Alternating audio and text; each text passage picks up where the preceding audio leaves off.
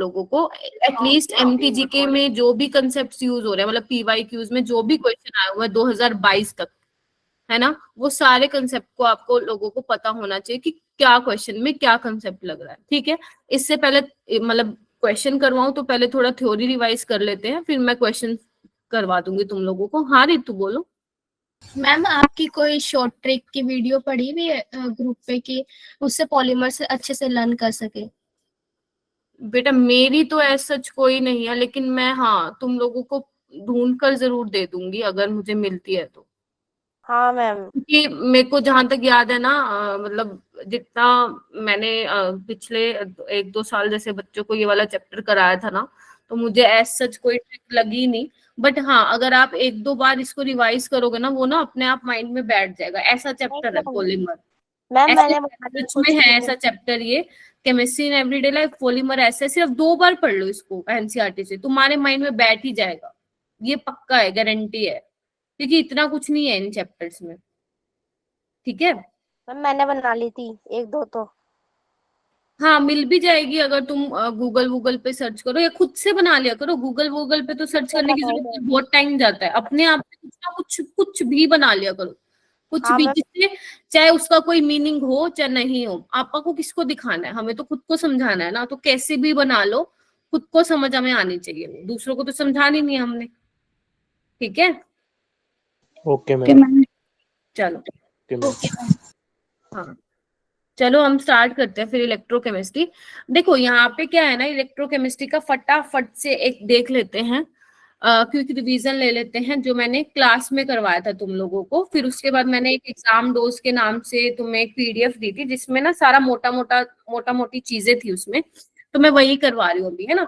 जैसे तुम्हें दिख रहा होगा कि इलेक्ट्रोकेमिस्ट्री क्या होती है, तो वो तुम्हें पता होना चाहिए। मैं देखो मैं डिटेल में नहीं जा रही हूँ, सिर्फ तुम्हें ये बताने की कोशिश करूँ कि इस चैप्टर में तुम्हें क्या क्या चीजें हैं जिसपे फोकस करना है ना।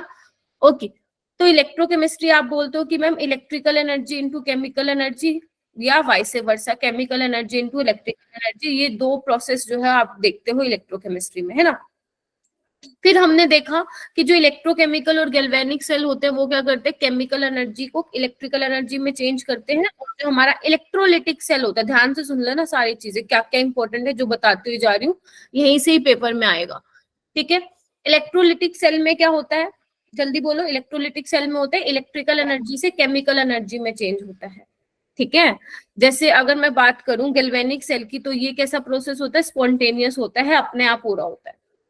ठीक है, ये क्या हो रहा होता है, अपने आप हो रहा होता है। जबकि electrolytic cell non spontaneous process है, क्योंकि पहले उसको इलेक्ट्रिसिटी मिलेगी, देन फिर वो केमिकल रिएक्शंस करेगा और वो केमिकल एनर्जी में चेंज होगा, है ना। तो आप बाहर से कुछ एक्सटर्नल सप्लाई प्रोवाइड करा रहे हो, इस वजह से जो इलेक्ट्रोलिटिक सेल है वो नॉन स्पॉन्टेनियस प्रोसेस है, राइट।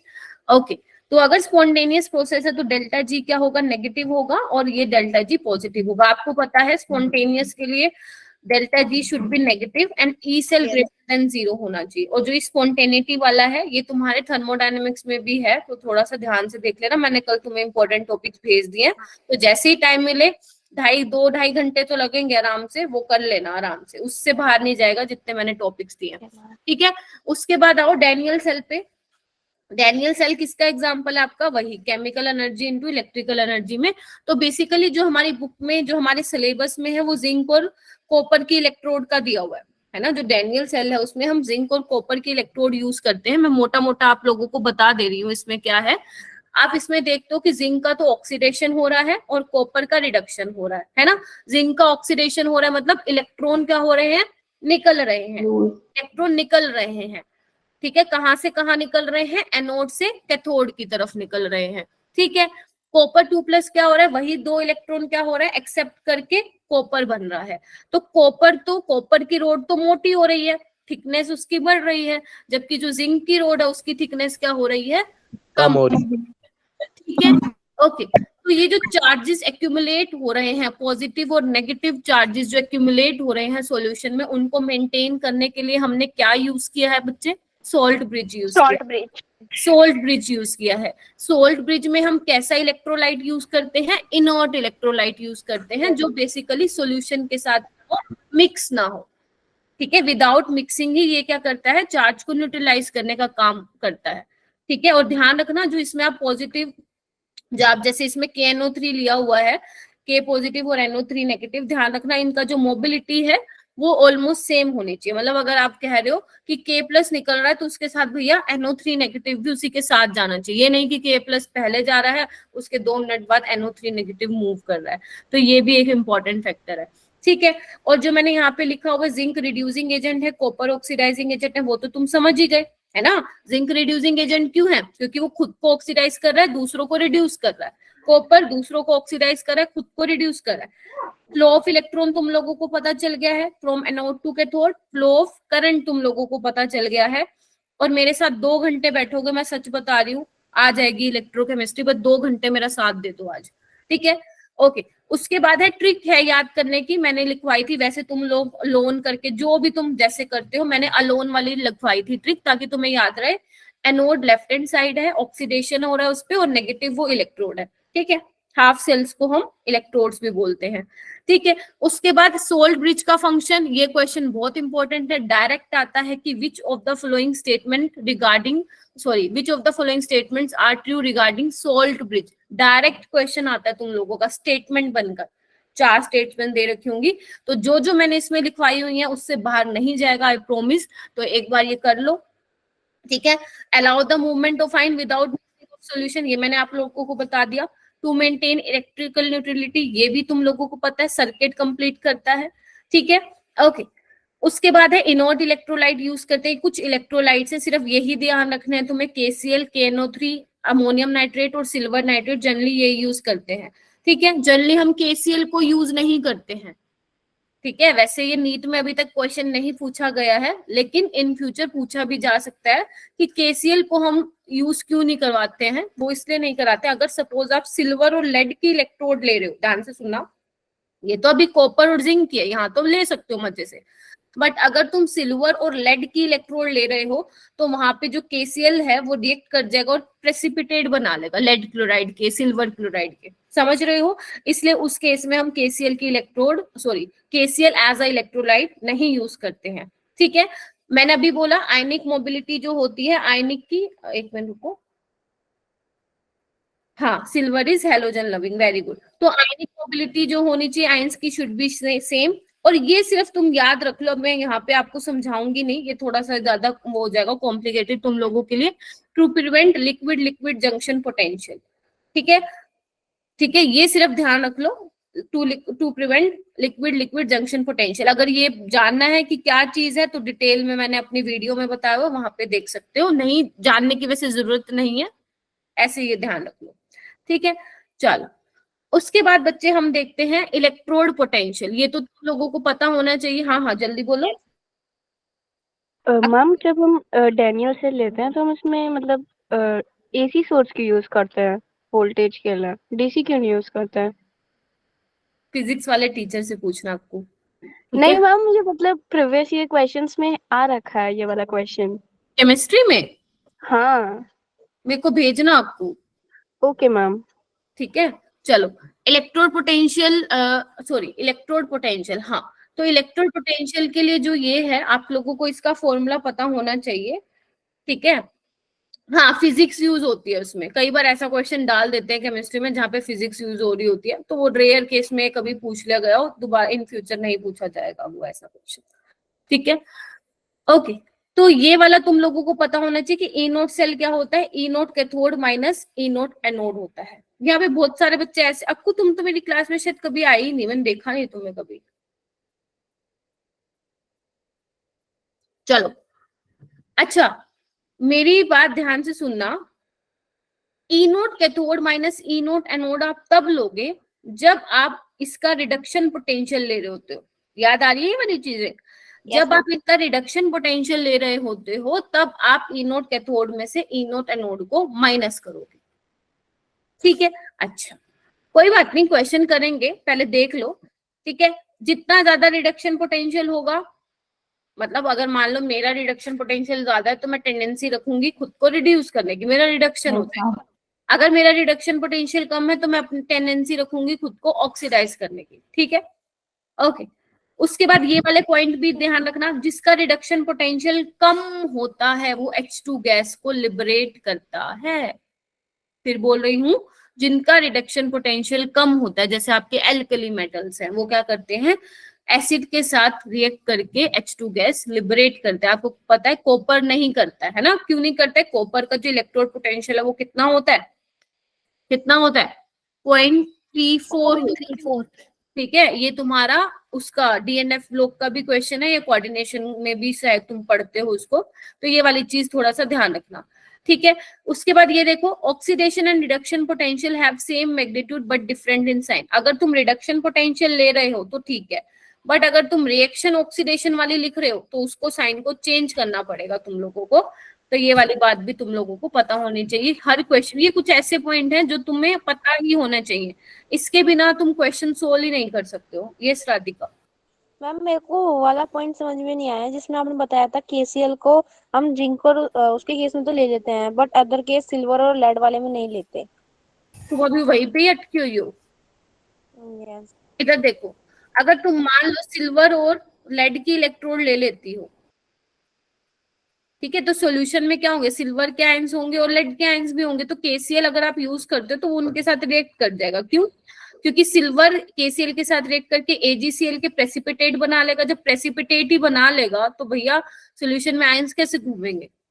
लेड, जैसे ही लेड को क्लोराइड के मतलब लेड KCl के साथ रिएक्ट करेगा तो वो लेड क्लोराइड बना लेगा, तो उसके भी प्रेसिपिटेट बन जाएंगे। फिर सॉल्यूशन में आयंस कैसे घूमेंगे? और आयंस नहीं घूमेंगे तो करंट कैसे मिलेगा?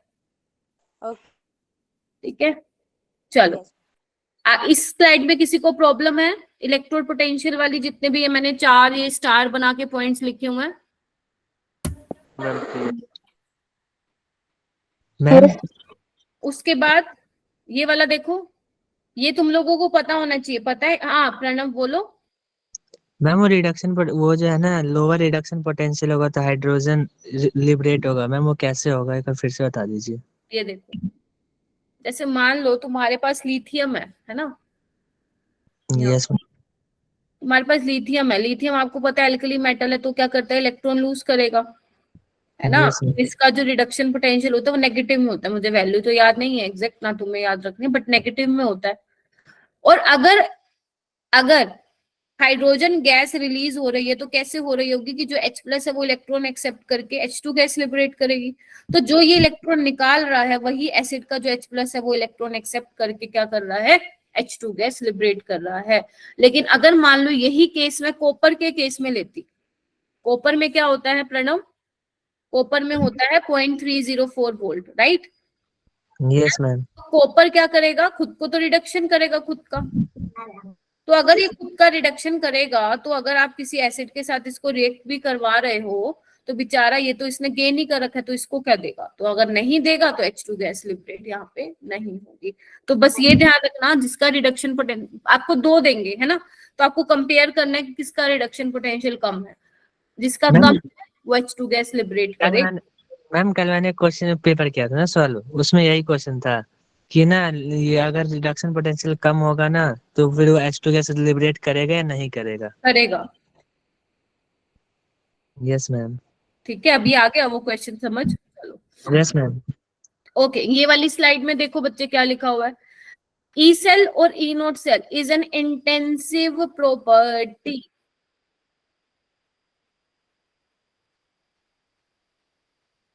ई नोट सेल क्या है, तुम्हारी इंटेंसिव प्रॉपर्टी। अगर मान लो तुम्हें किसी रिएक्शन का ई नोट सेल दिया हुआ है और उस रिएक्शन को तुम मान लो किसी भी नंबर ऑफ सपोज 2 से मल्टीप्लाई करो या 3 से करो, 50 से करो, 1000 से करो, हमें लेना देना नहीं है। उसके करस्पॉन्डिंग जो उसका इलेक्ट्रोड पोटेंशियल होगा वो चेंज नहीं होगा, वही होगा, सिर्फ उसका साइन चेंज होगा, लेकिन उसको किसी भी फैक्टर से आप मल्टीप्लाई नहीं करेंगे। तो वो आपकी इंटेंसिव प्रॉपर्टी होती है। ये वाली बात पता है तुम लोगों को? नहीं पता तो ध्यान रखेंगे। डेल्टा जी क्या होता है, -NFE नोट सेल। इस पे भी पता नहीं एग्जामिनर को इस वाले फॉर्मूले से बहुत ज्यादा प्यार है, बहुत क्वेश्चन आते हैं गिब्स फ्री एनर्जी निकालने से। आपको नंबर ऑफ इलेक्ट्रॉन पता होने चाहिए, ठीक है, फैराडे पता होना चाहिए कितना होता है, ई नोट सेल पता होना चाहिए। बस अगर ये पता है तुम लोगों को, एफ तो कांस्टेंट है, तो अगर तुम्हें बाकी दो की वैल्यू पता है तो क्वेश्चन ठीक कराओगे, और अगर नहीं पता तो गलत करके आओगे। तो जनरली क्या होता है, एग्जामिनर जो डेल्टा जी की वैल्यू है वो तुमसे किलो जूल पर मोल में निकालता है। ध्यान से सुन लो मैं क्या जो बोल रही हूँ। एग्जामिनर तुम्हें बोलता है डेल्टा जी की वैल्यू निकाल दो किलो जूल पर मोल में, है ना। लेकिन जब आप इस फॉर्मूले से निकालोगे तो वैल्यू आएगी जूल पर मोल में, क्योंकि कूलम बाय जूल वोल्ट होता है। एक second, sorry, coulomb into volt joule होता है। तो जो आंसर आएगा वो जूल में आएगा। तो तुम्हें यानी कि बाद में किससे डिवाइड करना पड़ेगा उसको, 1000 डिवाइड करना पड़ेगा। तो ये वाली चीज भी ध्यान रखना। अगर तुम लोगों ने क्वेश्चन की है तो जो मैं बोल रही हूँ वो तुम लोग समझ पा रहे होगे। मैम एक और problem. Yes ma'am. Yes ma'am. Intensive property बता देना। क्या बता दूं? Intensive property. Intensive property depend नहीं करेगी ना अमाउंट पे।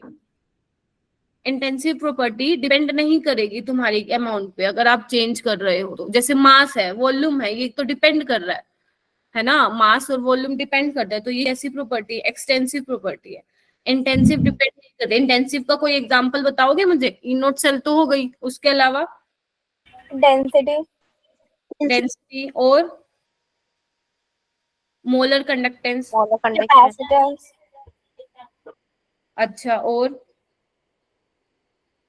ठीक है, मतलब जैसे मोलर कंडक्टेंस बोल रही हूँ, मोलर कंडक्टेंस का मतलब क्या है, मैं कंडक्टेंस देख रही हूँ सिर्फ 1 मोल के लिए, तो मैंने वो फिक्स कर दी ना वो चीज। ठीक है, जैसे मान लो डेंसिटी है मास पर यूनिट वॉल्यूम, मैंने वो फिक्स कर दिया। तो ऐसी वाली प्रॉपर्टीज को हम बोलते हैं इंटेंसिव प्रॉपर्टी, जो डिपेंड नहीं कर रहा है। ठीक है, आगे आओ। मुझे स्लाइड नहीं दिख रही। क्यों नहीं दिख रही बेटा? रिज्वाइन करो ना, नेटवर्क इशू हो सकता है, 100 बच्चे बैठे हैं यहाँ पे इस वजह से। मैम मैंने रिज्वाइन करके भी देख लिया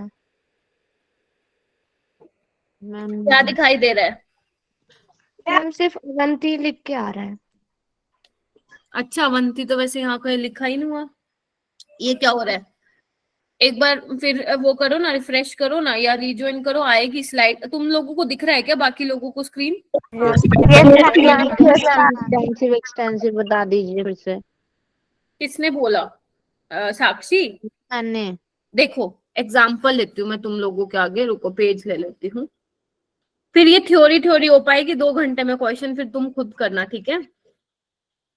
इधर देखो, देखो एक्सटेंसिव प्रॉपर्टी क्या होती है बच्चे, तुम भी देख लो आशुतोष। और इंटेंसिव, जितने भी थर्मोडायनेमिक्स में एग्जाम्पल है इसके करके चले जाना, पहले बोल रही हूँ क्वेश्चन आता है इससे, ठीक है।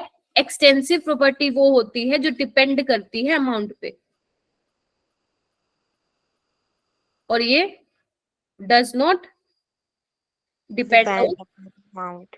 जैसे मान लो, सबसे अच्छा एग्जाम्पल देती हूँ, सबसे बढ़िया एग्जाम्पल चॉकलेट का। जितनी भी सारी एनर्जीज है ना तुम्हारी, जितनी भी, कौन सी एनर्जी पढ़ते हो भाई तुम लोग? चॉकलेट, अरे पोटेंशियल, काइनेटिक। अरे ये वाली नहीं, अरे फिजिक्स को मत घुसाओ, मतलब ये वाली। थर्मोडायनेमिक्स में कौन सी एनर्जी पढ़ते हो तुम लोग? गिब्स फ्री एनर्जी हो गया, है ना, एंथैल्पी हो गया, वो भी तो एनर्जी है, डेल्टा एच। ठीक है, तो जितने भी ये, हाँ जी, रियलाइजेशन एनर्जी। ना वो वाली एनर्जी नहीं बेटा, थर्मोडायनेमिक्स वाली energy. Entropy. Entropy is not energy. ठीक है, ठीक है। तो देखो जैसे मैं अगर चॉकलेट का एग्जांपल हूं, सपोज तुमने एक 10 वाली डेयरी मिल्क ली, है ना, 10 की ली है डेयरी मिल्क, तो तुमने देखा होगा ना कभी उसपे रैपर पे पीछे देखा होगा, वो लिखा होता है कितनी कैलोरीज है उसमें। Yes ma'am. ठीक है, एक्स मान लो, एक्स किलो कैलोरी है जो तुम्हारे अंदर जा रही है 10 रुपए की डेयरी मिल्क से। एक और ली तुमने 10 रुपए की डेयरी मिल्क, उसमें कैलोरी लिखी होगी कुछ ना कुछ। तो मतलब जैसे ही तुम चॉकलेट की अमाउंट बढ़ा रहे हो, अमाउंट पे डिपेंड कर गया ना एनर्जी, देख पा रहे हो? अगर तुम 2 चॉकलेट खाओगे तो डबल कैलोरी जाएगी तुम्हारे अंदर, ठीक है, और एक ही चॉकलेट खाओगे तो फिर उतनी ही कैलोरी जाएगी। तो जितनी भी तुम्हारी एनर्जीज है ना, जैसे इंटरनल एनर्जी जो मैं बोल रही हूँ, बेसिकली जो स्टेट फंक्शंस होते हैं जनरली, कभी पढ़ा हो, हाँ मैम। जो भी मैम आपके स्टेट फंक्शन होता है, डेल्टा जी हो गया आपका, डेल्टा, मेरे को बोलने दिया करो, ठीक है, ये अच्छे मैनर्स नहीं होते, बीच में ब्रेक कर देते हो फ्लो, पहले एक बार बोलने दो फिर पूछना। डेल्टा जी हो गया तुम्हारा गिब्स फ्री एनर्जी हो गया, एंथैल्पी हो गया, ठीक है, एंट्रोपी भी तुम्हारा स्टेट फंक्शन होता है, इंटरनल एनर्जी हो गया, है ना, ये सारे क्या है आपके स्टेट फंक्शन है, और ये सारे के सारे क्या होते हैं, एक्सटेंसिव प्रॉपर्टी में आते हैं। ठीक है, जैसे तुम्हारा मास है, मास भी एक्सटेंसिव है, वॉल्यूम भी एक्सटेंसिव है, टेम्परेचर प्रेशर है क्या एक्सटेंसिव, कोई मुझे बताएगा क्या? No ma'am. तो ये किस में आ जाते हैं, इंटेंसिव में। तो जितने भी आप लोगों के एग्जाम्पल हैं थर्मोडायनेमिक्स में, जो मैंने कल तुम लोगों को भेजा था, मुझे पता है तभी तुमने ये पूछा मेरे से एक्सटेंसिव इंटेंसिव, अदरवाइज नहीं पूछते। तो जितने भी एग्जाम्पल है तुम्हारी बुक में वो करके जाओगे। अब बोलो प्रणव, क्या बोल रहे थे? नो मैम, कुछ भी नहीं बोल रहा था। अच्छा, फिर कोई तो बोला था, ठीक है, समझ में आ गई एक्सटेंसिव इंटेंसिव क्या होता है? मोटा मोटा बताया मैंने, डिटेल में नहीं बताया, इतने से तुम लोगों का काम चल जाएगा, ठीक है। Yes ma'am. यस मैम, बाकी फिजिक्स में तो पढ़ा ही है। अच्छा, फिजिक्स में भी आता है क्या ये? थर्मोडायनेमिक्स।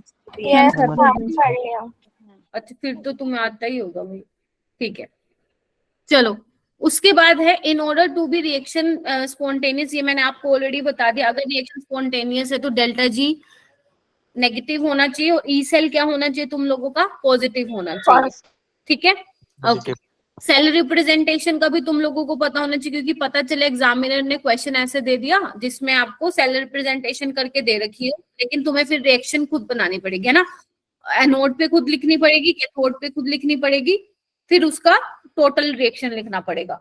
तो सेल रिप्रेजेंटेशन का मतलब आपको पता होना चाहिए कि कहाँ पे आयंस होते हैं, कहाँ पे मेटल होते हैं, ठीक है। जैसे देखो, ये मैंने सोल्ट ब्रिज लगाया हुआ है, इसको याद करने का तरीका कैसे बताया हुआ है मैंने आप लोगों को, बीच में दो लगाओ डंडे, इधर आयंस लिखो, इधर आयंस लिखो। क्या बोला मैंने? दो लगाओ बीच में डंडे, सोल्ट ब्रिज लगाओ, इधर आयंस लिखो, उधर आयंस लिखो, ठीक है। फिर उसके बाद क्या करो, एक और डंडा लगाओ, मेटल लिखो, मेटल लिखो, ठीक है। दोनों साइड आयंस लिखो पहले, फिर क्या लिखो, मेटल लिखो। और आपने अगर सेल रिप्रेजेंटेशन देखी है तो आपने देखा होगा कि ऐसे ही लिखा जाता है, ठीक है। पहले आयंस होते हैं, उसके बाद मेटल होते हैं, ठीक है। लेफ्ट हैंड साइड आपका क्या हो रहा होता है बच्चा, ऑक्सीडेशन हो रहा होता है, और राइट हैंड साइड क्या हो रहा होता है तुम लोगों का, रिडक्शन हो रहा होता है। तो मैं लिखती हूँ ई नोट राइट माइनस ई नोट लेफ्ट, लेकिन ध्यान रखना जो ये तुम माइनस कर रहे हो ये तभी करोगे जब तुम्हारे पास रिडक्शन पोटेंशियल होगा। फिर बोल रही हूँ यहाँ पे, नहीं तो फंस जाओगे। जो मैं बोलती हूँ ई नोट राइट माइनस ई नोट लेफ्ट, वो तब माइनस करोगे जब दो, इसका भी रिडक्शन पोटेंशियल होगा तुम्हारे पास, इसका भी रिडक्शन पोटेंशियल होगा, तब माइनस करोगे, वरना फिर वो ऐड हो जाएगा, ठीक है। Okay ma'am. Yes ma'am. Yes ma'am. यहाँ पे आज बहुत सारे बच्चे नर्सिंग वाले भी हो क्या, सीयूटी वाले सारे आ गए क्या आज मेरे बैच में?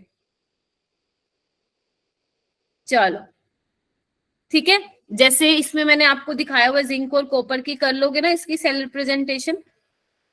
Yes ma'am. Yes ma'am.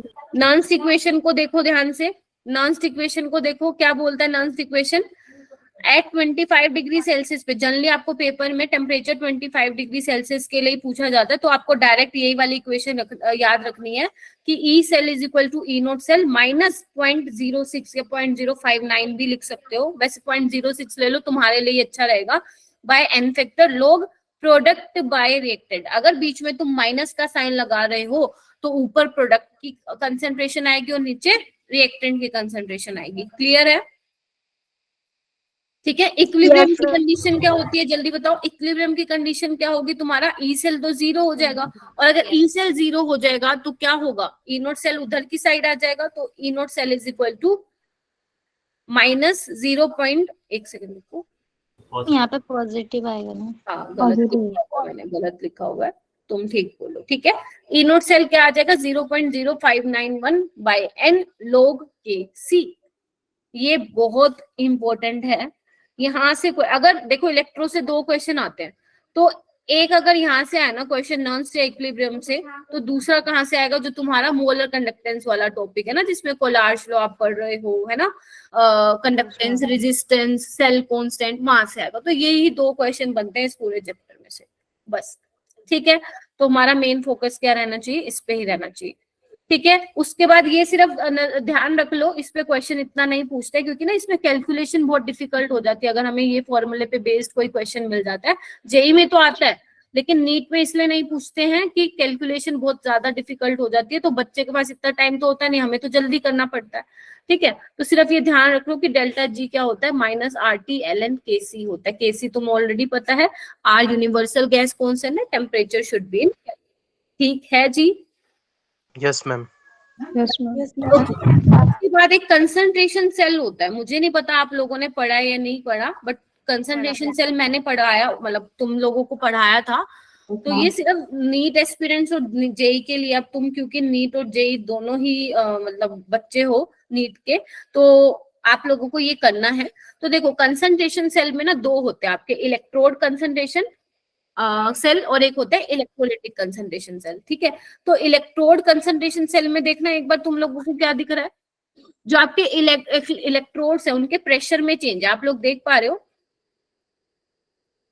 देखो H2 का प्रेशर जो है P1 है और H2 का क्या है P2 है।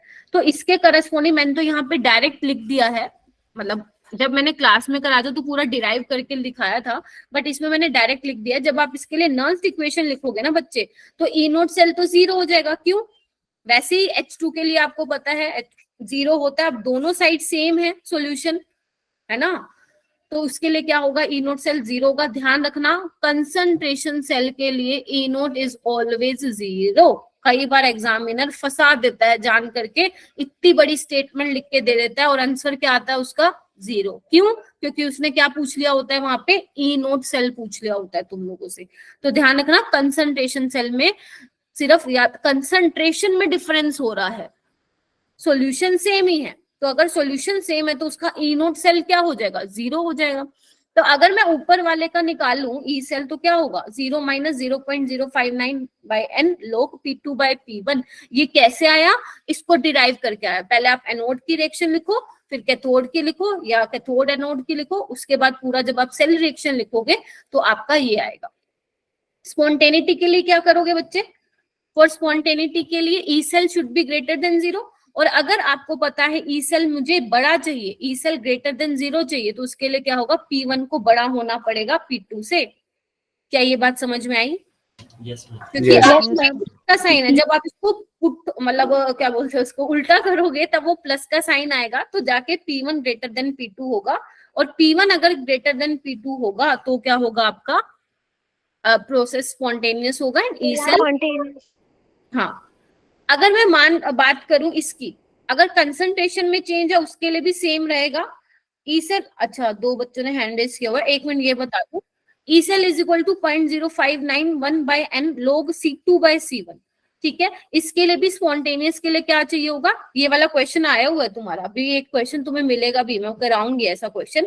C2 is greater than C1 अगर आप चाहते हो ई सेल ग्रेटर देन 0 होना चाहिए। हाँ बोलो मैम। अभी जैसा आपने बताया कि जो कंसंट्रेशन सेल होता है उसके केस में E नोट सेल 0 रहता है, हाँ हाँ और हाँ। स्पॉन्टेनिटी के लिए E नोट सेल की वैल्यू ज्यादा होनी चाहिए 0 से ज्यादा, या फिर E सेल की वैल्यू? ई सेल बेटा, ई नोट सेल 0 हो गया ना। हाँ, ई सेल, मैंने ई नोट सेल बोल दिया क्या शायद गलती से, ई सेल। इसका मतलब मैम E सेल से ज्यादा, 0 से ज्यादा होना चाहिए E सेल की वैल्यू स्पॉन्टेनियस जब होगा। हाँ, E cell should be greater than 0। और वो कैसे होगी राधिका, जब तुम्हारा P1 ज्यादा होगा P2 से, ओके तभी रिएक्शन स्पॉन्टेनियस होगी। हाँ जी, हाँ बोलो। मैम एक्चुअली में कंसंट्रेशन पर होती क्या है? बताती हूँ, लवलीन बोलो, आपको मैं दे दूं बेटा तुम्हारा। मैम इलेक्ट्रोलिटिक सेल में C2 C1 से ज्यादा क्यों होनी चाहिए, मतलब मैं इसमें P1 P2 से ज्यादा है, तो इसमें C1 C2 से ज्यादा नहीं होना चाहिए स्पॉन्टेनिटी के लिए? ये जो मैंने नीचे लिखा है इलेक्ट्रोलिटिक में, यस मैम। बच्चे आगे प्लस का है ना लवलीन, ओके मैम। समझ रहे हो मेरी बात। अगर आप C2 की वैल्यू बढ़ाओगे तो ई सेल भी तो बढ़ेगा ना, यस मैम। जबकि इसमें क्या था, जब P2 आप बढ़ाओगे तो माइनस में है ना, तो वो माइनस में वैल्यू बढ़ रही है, और अगर वो माइनस में वैल्यू बढ़ेगी तो ई सेल छोटा हो जाएगा, तो तो उसके लिए मैंने आपको, माइनस देखा नहीं था। ठीक है, तो उसके लिए आपको रेसिप्रोकल करना पड़ेगा। ये कैसे आया, आपको पेपर में डायरेक्ट मत लिख के आ जाना, मैंने पूरा डिराइव करके यहाँ पे ये पूरा समराइज करके एक्सप्रेशन लिखा है, ठीक है। तो अगर ऐसा कंसंट्रेशन सेल से क्वेश्चन आता है तो तुम्हें 1 मिनट लगेगा डिराइव करने में, फटाक से इनवर्स इक्वेशन डाल के लिख देना, क्योंकि एग्जामिनर हो सकता है थोड़ा सा घुमा दे तुम्हें, और पता चले तुम सिर्फ यही रिएक्शन कर गए, तो वहां पे तुम गलत कर सकते हो। मैम यही सेम आएगा? नहीं, क्या बोल रहे हो? नहीं, कोई और सेल भी दे सकते हैं, जरूरी नहीं आपको हाइड्रोजन का देंगे, जिंक का देंगे, वो किसी का भी दे सकते हैं, सनाया किसी का भी दे सकते हैं। मैम करना इसी तरीके से है ना? हाँ, ठीक है। और कंसंट्रेशन सेल क्या होता है बेटा, आपको कंसंट्रेशन में डिफरेंस अराइज होना, जैसे अगर मैं बात करूं इलेक्ट्रोड कंसंट्रेशन सेल में, तो इलेक्ट्रोड की कंसंट्रेशन में डिफरेंस है, जैसे यहाँ पे क्योंकि H2 गैस है तो यहाँ पे प्रेशर में डिफरेंस है, देखो। और अगर मैं बात कर रही हूँ जिंक और कॉपर की, तो देखो जिंक की कंसंट्रेशन में चेंज है, ठीक है। तो कंसंट्रेशन सेल में आप 2 चीजें पढ़ते हो, इलेक्ट्रोड कंसंट्रेशन सेल और इलेक्ट्रोलिटिक कंसंट्रेशन सेल, ठीक है। वो आपको कोई भी दे सकते हैं, वो अगर आपको कोई भी सेल दे सकते हैं, लेकिन मोस्टली केसेस में आपको यही वाली मिलती है, जिंक वाली या हाइड्रोजन वाली मिलेगी। बोलो। मैम यानी कि जिंक और जिंक के सल्फेट सॉल्यूशन के बीच में जो कंसंट्रेशन जनरेट हो रहा है उस चीज हाँ को। जी जी जी जी, उसमें डिफरेंस है। अगर और तुम मान लो एक की 1 मोलर ले रही हो, तो दूसरे की मान लो सपोज तुम 0.5 मोलर ले रही हो, तो हो गया ना डिफरेंस में, राइट। क्योंकि अगर मान लो सपोज तुम कंसंट्रेशन सेम रखोगे, तो ई सेल तो पूरा का पूरा 0 हो जाएगा, समझ रहे हो कैसे होगा? और क्योंकि मैम अगर मान लो C1 और C2 सेम हो गया, तो log 1 तो 0 हो गया, बेचारा ई नोट सेल पहले ही 0 था, ठीक है। तो फिर इसलिए फिर तो कंसंट्रेशन सेल पढ़ने का कोई फायदा ही नहीं होता। हाँ जी, और बोलो। और मैम क्वेश्चन में हमें इस तरीके से लिख के देंगे कि हमें आइडिया हो जाए कि वो वहाँ पे इलेक्ट्रोलाइट की कंसंट्रेशन बता रहा है या फिर हाँ इलेक्ट्रोलाइट। हाँ, नहीं नहीं, वो तुम टेंशन ना लो, वो तुम्हें सब पता चल जाएगा, अभी मैं क्वेश्चन भी करवाऊंगी, उसकी टेंशन मत लो तुम। मैम नीचे में ऐसे भी आ जाते हैं कि वो गैल्वेनिक सेल बना के दे देता है और पूछता है कि कहाँ से कहाँ पे इलेक्ट्रॉन जा रहा है, फिर उसे कैसे देखेंगे हम? बेटा ये अभी क्या कराया मैंने, ये किसी किसी मतलब अलग देता है अपनी तरफ से बना के।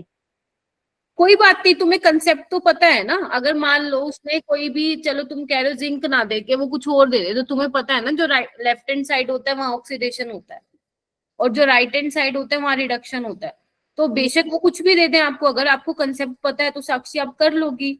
Okay ma'am. समझ रही हो मेरी बात? Yes ma'am. मैम हाँ, मैम ई नोट सेल दोनों के लिए 0 होगा ना? हाँ, कंसंट्रेशन सेल के लिए E cell E naught cell 0 रहता है, ओके मैम। ठीक है। अनामिका ने एक क्वेश्चन पूछा, एक मिनट रुको, एक सेकेंड।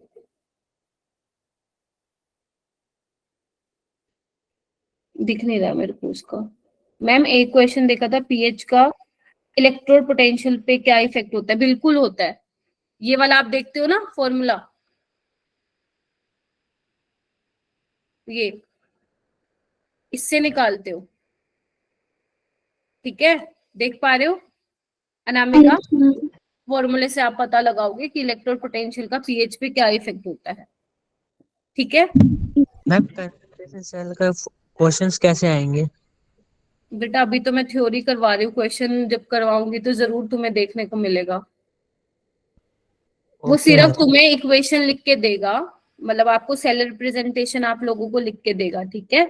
तो उसमें कंसंट्रेशन में सपोज वो कंसंट्रेशन की वैल्यू ना लिख के सिंपल लिख दे C1 C2, है ना।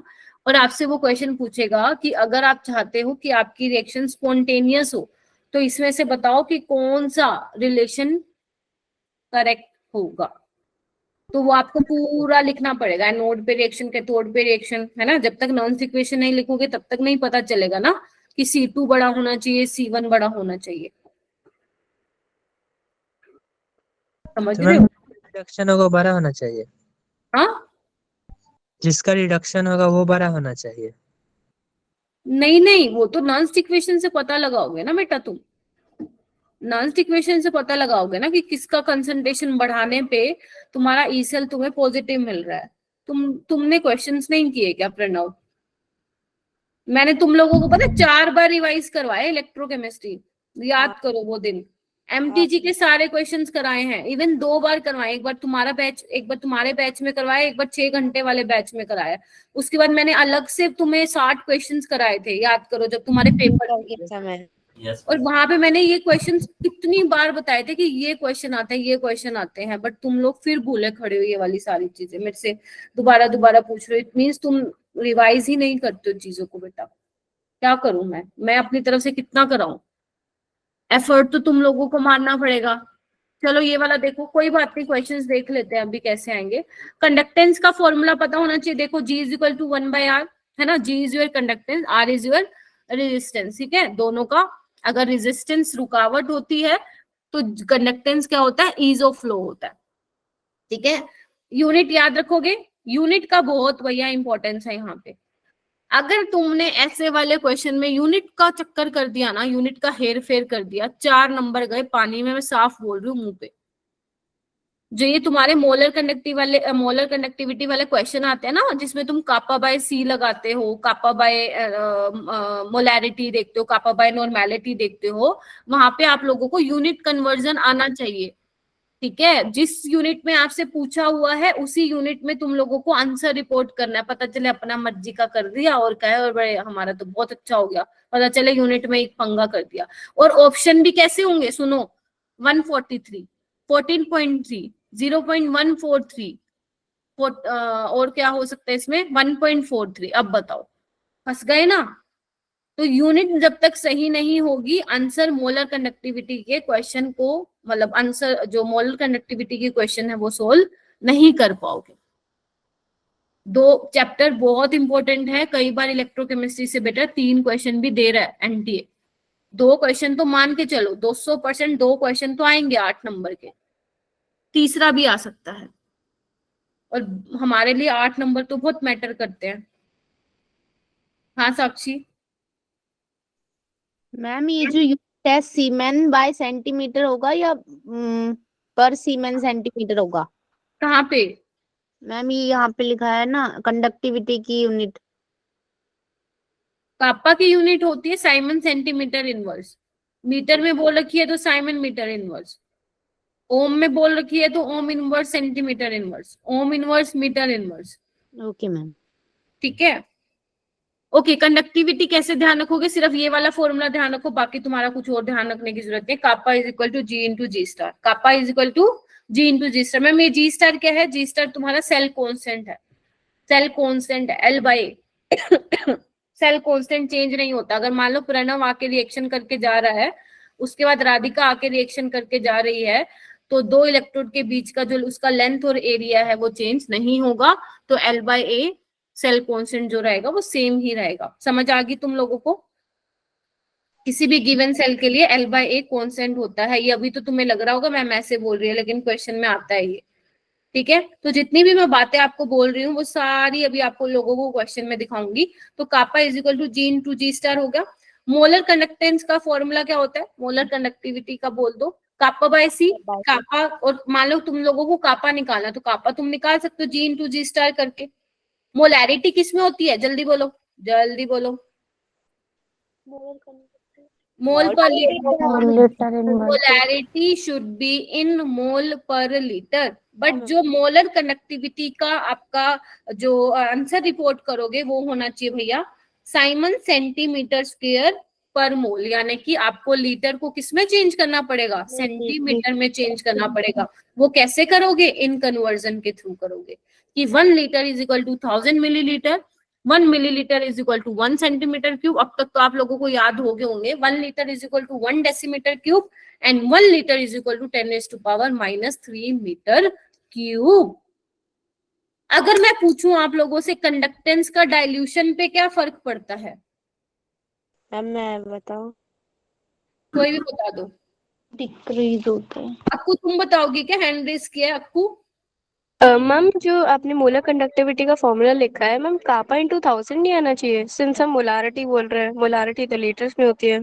बेटा अगर तुम बुक का रट्टा रटाया मारोगे तो पक्का फंसोगी, क्योंकि बुक्स में तुम लोगों को दिया हुआ है कापा इंटू 1000 बाय सी, यही दिया हुआ है सबको। Yes ma'am.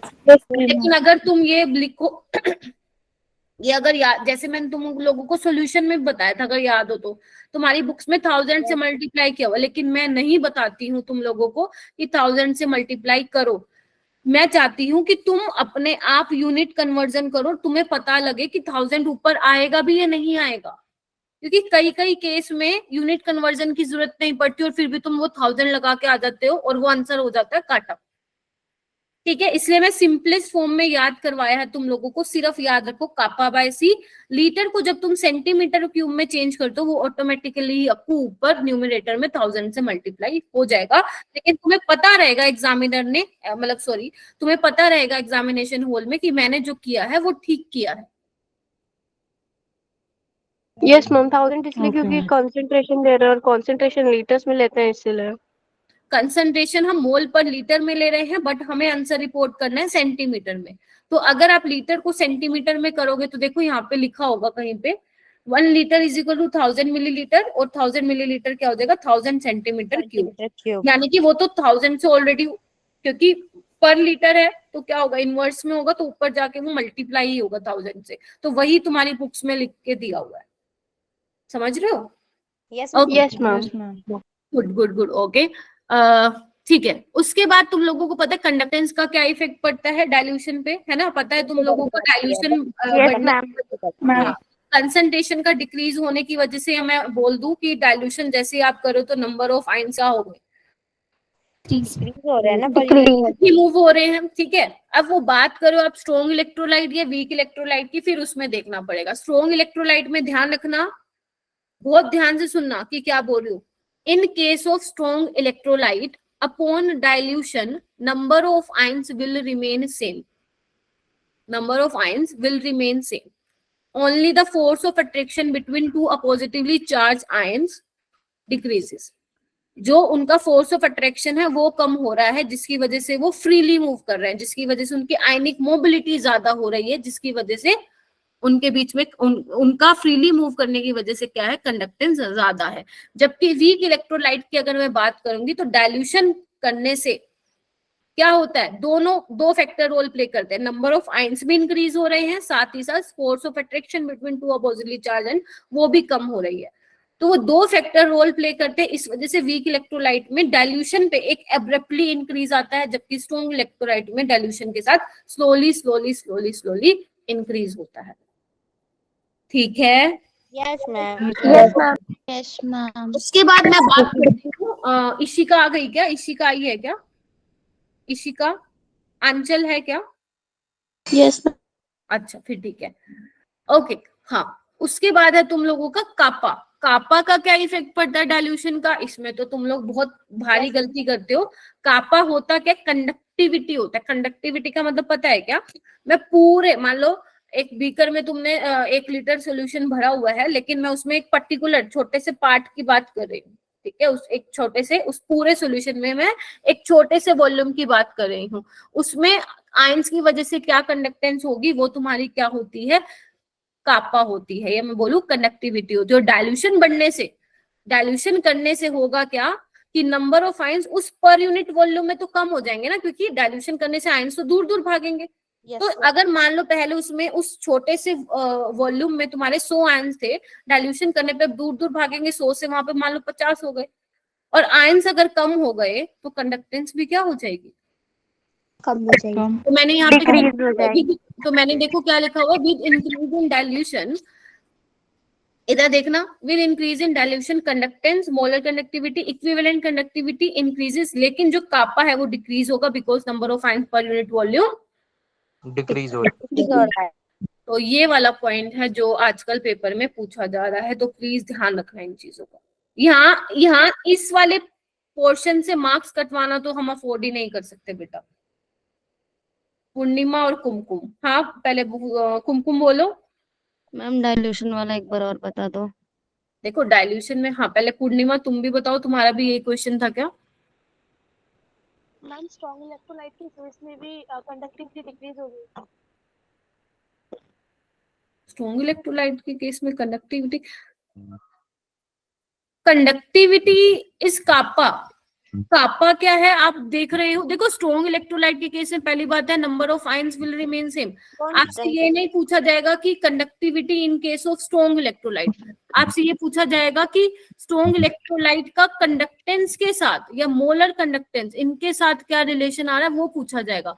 कंडक्टिविटी का एक अलग से कंसेप्ट आता है, मतलब कंडक्टिविटी का अगर एग्जामिनर क्वेश्चन पूछ रहा है तो वो अलग से पूछ रहा है कि भैया कंडक्टिविटी का डिपेंडेंस क्या हो रहा है उस पे, डाइल्यूशन पे। ठीक है, जैसे अगर मैं बात करूं तुम्हारा स्ट्रॉन्ग इलेक्ट्रोलाइट और वीक इलेक्ट्रोलाइट, आप देखोगे जब वो हम जो ग्राफ प्लॉट करते हैं ना मोलर कंडक्टेंस और कंसंट्रेशन के बीच में, तो उस केस में देखते हैं कि स्ट्रॉन्ग इलेक्ट्रोलाइट के केस में मोलर कंडक्टेंस क्या क्या होगा, मोलर कंडक्टेंस का क्या होगा और आपका इक्विवेलेंट कंडक्टेंस का क्या होगा। तो उस केस में आप सिंपल बोलोगे कि भैया डाइल्यूशन के साथ बढ़ता तो है कंडक्टेंस लेकिन स्ट्रॉन्ग इलेक्ट्रोलाइट में धीरे धीरे धीरे बढ़ता है। सिर्फ आपको यही बात वहां पे लिख के आनी है, ठीक है। अगर वो इक्विवेलेंट का पूछेगा तब भी आपको यही बोलना है कि बढ़ता तो है स्ट्रॉन्ग इलेक्ट्रोलाइट में डाइल्यूशन के साथ लेकिन वो धीरे धीरे धीरे धीरे बढ़ता है, ठीक है। और अगर वो वीक इलेक्ट्रोलाइट का पूछे तो आप बोलोगे एकदम एब्रप्टली इंक्रीज आता है। अगर वो सिर्फ कंडक्टिविटी का पूछे, क्योंकि स्ट्रॉन्ग इलेक्ट्रोलाइट और वीक इलेक्ट्रोलाइट का वो किसको देके पूछेगा, मोलर कंडक्टेंस या मोलर कंडक्टिविटी को देके पूछेगा। अगर उसको सिर्फ कंडक्टिविटी का पूछना होगा तो वो सिंपल पूछेगा कि भैया बताओ कंडक्टिविटी का क्या सीन होता है डाइल्यूशन के साथ, तब आप बोलोगे डाइल्यूशन बढ़ने से कापा क्या होता है, डिक्रीज होता है। क्यों डिक्रीज होता है अभी उसने पूछा कुमकुम ने, क्योंकि जब मैं कापा की बात करती हूँ, कापा है क्या, कंडक्टिविटी है क्या, कंडक्टेंस तो है। मान लो सपोज ये मेरे पास इसका 1 लीटर है और इसमें से मैं एक छोटे से वॉल्यूम की बात कर रही हूँ, ठीक है। इस पूरे से पानी के सॉल्यूशन में मैं छोटे से वॉल्यूम की बात कर रही हूँ, तो इसमें इस पर्टिकुलर वॉल्यूम में जो आयंस हैं उसकी वजह से कंडक्टेंस क्या होगी, वो तुम्हारा कापा होता है, ठीक है। डाइल्यूशन बढ़ने से क्या होगा, नंबर ऑफ आयन दूर दूर भागेंगे। सपोज इसमें 50 है, डाइल्यूशन करने पे सपोज 30 हो गए, 25 हो गए, तो नंबर ऑफ आयंस कम हो गए ना, और अगर आयंस कम हो गए तो कंडक्टेंस भी कम हो गई ना। कुमकुम, यस मैम। ठीक है। Okay ma'am.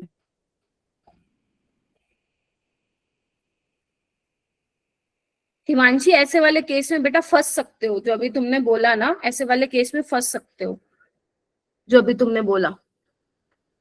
सिंपल कंडक्टिविटी का कोई पूछे तो भैया बोल देना कि डाइल्यूशन के साथ डिक्रीज होगा, बस, और कुछ नहीं करना, ठीक है।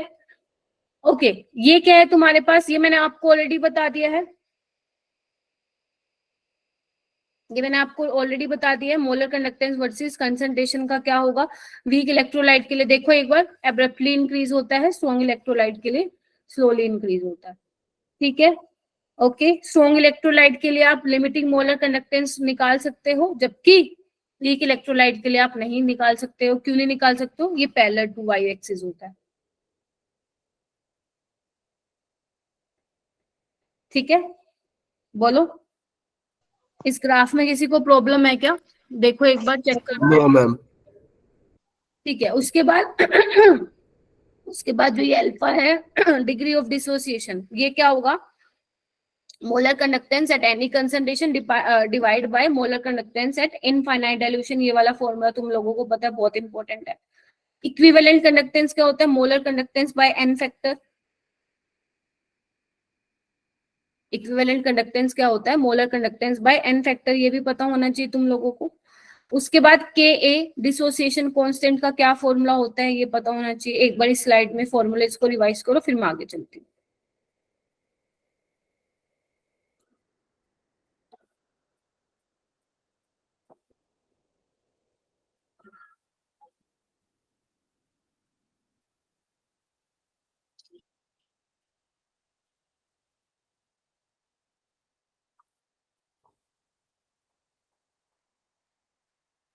कोलार्स लो देखो, कोलार्स लो में हम क्या करते हैं, वीक इलेक्ट्रोलाइट के लिए फाइंड आउट करते हैं बाय यूजिंग स्ट्रॉन्ग इलेक्ट्रोलाइट। जैसे अगर मान लो आपको एसिटिक एसिड का निकालना है, तो सपोज आपको HCl का दिया हुआ है मोलर कंडक्टिविटी, या NaCl का दिया हुआ है, सोल्ट का दिया हुआ है, तो उस केस में आप कैसे निकालते हो, एसिटिक एसिड का पता है आप लोगों को, ठीक है। अगर आपको सिर्फ CH3COH का निकालना तो आप लोग क्या करोगे, CH3CONA प्लस HCl,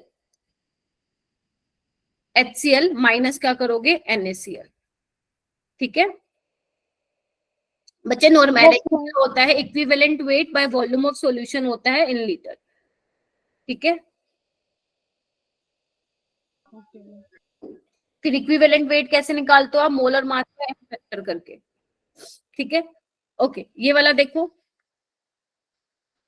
क्या लिखा है यहाँ पे, ये मैंने यहाँ पे इसलिए मेंशन करके दिया है क्योंकि ऐसे क्वेश्चन आते हैं, use of delta G in relating EMF values. ठीक है तो एक बार देख लेते हैं। सपोज आपके पास ये तीन इक्वेशन दी हुई है, ध्यान से देखो। जो पहली और दूसरी आपको इक्वेशन दी हुई है उससे आपको थर्ड वाली बनानी है। ठीक है तो मैंने मान लिया इसका E1 x है और E2 का जो पोटेंशियल है वो y है, E3 का z है। तो आपने क्या किया, इधर देखो, इन दोनों इक्वेशन को यूज करके जो है तीसरी वाली निकाल ली, वो तुम निकाल सकते हो एनोड कैथोड पे रिएक्शन लिख के। ठीक है तो यहाँ पे तुम लोगों को ना एक चीज ये ध्यान रखनी है कि जो तुम्हारा तीसरे वाला का आया है, तीसरी वाली जो रिएक्शन है उसमें देखो एक ही इलेक्ट्रॉन का इन्वॉल्वमेंट है, जबकि फर्स्ट में 3 का है और इसमें 2 का है।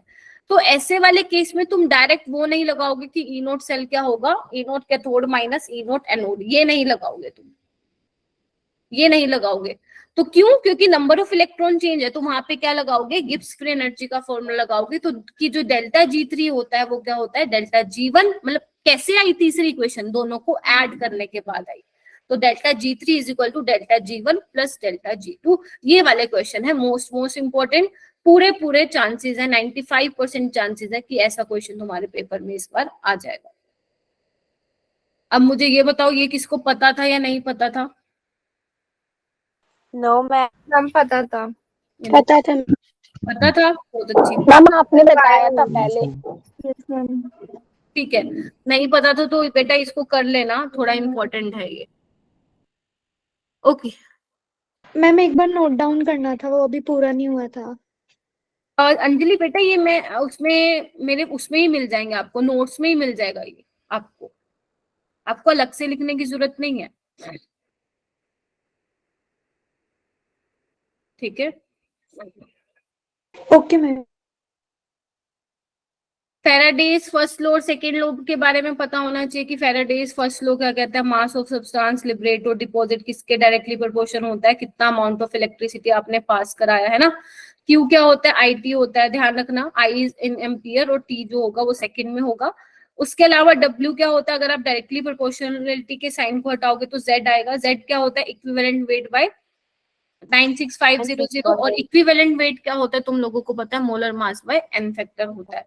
ठीक है फेराडेज सेकेंड लॉ कैसे डिफाइन करोगे, आप ये बोलोगे कि वेट ऑफ, सपोज मैं कॉपर और सिल्वर का एग्जांपल ले रही हूँ, तो वेट ऑफ कॉपर जितना डिपॉजिट होगा divide by weight of silver is equal to उसका इक्विवेलेंट वेट कॉपर का divide by equivalent weight of Ag। ठीक है ये रहता है फॉर्मूला, ध्यान रखोगे। इलेक्ट्रोलिसिस पे भी क्वेश्चन आते हैं तो करना तो ये भी है, छोड़ तो सकते नहीं, बेशक बैटरी वाला पोर्शन छोड़ देना। ठीक है उसके बाद देखो यहाँ पे मैंने लिखा हुआ है, एक छोटा सा करके लिखा हुआ है, इलेक्ट्रोलिटिक सेल में अगर मैं बात करती हूँ तो आप लोगों को पता है क्या होता है। अगर मैं बात कर रही हूँ NaCl की, है ना, तो Na+ क्या होगा, इलेक्ट्रॉन देके Na बनाएगा। ठीक है और अगर वो इलेक्ट्रॉन दे रहा है तो मतलब वो क्या है, कैथोड है, रिडक्शन हो रही है उस पे। और Cl- क्या कर रहा है, Cl2 लिबरेट कर रहा है, तो मतलब क्या है, वो एनोड पे रिएक्शन हो रही है, यानी कि वो ऑक्सीडेशन है। तो आप देख पा रहे हो इलेक्ट्रॉन, जो आपने डेनियल सेल पढ़ा था उससे अपोजिट है ये। ठीक है वहां पे मैंने क्या बोला था कि एनोड पे ऑक्सीडेशन होता है, यहाँ पे भी होता है, लेकिन ध्यान रखना ये प्लस का रहता है और कैथोड में क्या होता है, ये माइनस का होता है। ठीक है Na+ किसके पास भागता है, कैथोड के पास। Cl- किसके पास भागता है, एनोड के पास। तो ये सबसे सिंपल है कि Na डिपॉजिट होता है कैथोड पे, Cl2 लिबरेट होता है एनोड पे। लेकिन इंपॉर्टेंट यहाँ पे क्या है, ये वाला। अगर मैं बात करती हूँ एक्वस मीडियम की, एक्वस मीडियम में क्या होता है, एक्वस मीडियम में क्या होता है, जब पानी भी आ जाता है बेसिकली, जब हम वाटर की भी बात करते हैं तो उसमें क्या होंगे, एक से ज्यादा आयंस होंगे, बोलो हाँ या ना। तो इसमें मैंने एक चीज लिखी हुई है कि अगर एक से ज्यादा कैटायन प्रेजेंट होते हैं, ध्यान से सुन लो, अगर एक से ज्यादा कैटायन प्रेजेंट है तो जिसका रिडक्शन पोटेंशियल ज्यादा है, जिस कैटायन का रिडक्शन पोटेंशियल ज्यादा है वो कैथोड की तरफ जाएगा।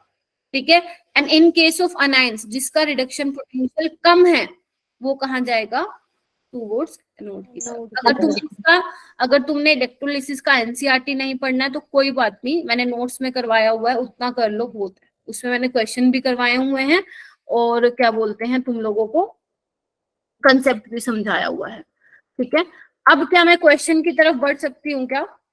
Yes yes ma'am. Yes ma'am. Yes ma'am. तो जल्दी से अपनी नोटबुक ओपन कर लो सारे के सारे, मैं आप लोगों को क्वेश्चन करवा रही हूँ। मैम। हाँ बोलो बेटा। मैम कंडक्टिविटी तो हम पर यूनिट वॉल्यूम के लिए निकालते हैं, और जो मोलर कंडक्टिविटी होती है वो 1 मोल के लिए।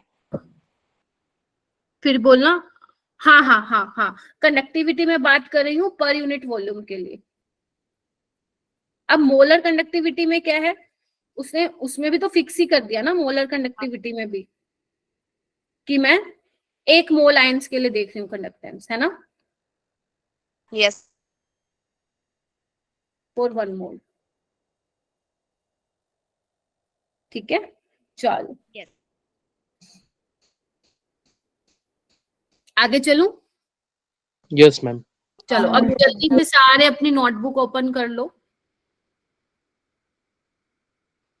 चलो ये वाला क्वेश्चन करो, फर्स्ट जो क्वेश्चन तुम्हें दिख रहा है, पहले तुम खुद से सोल्व करो, देन मैं करवाऊंगी।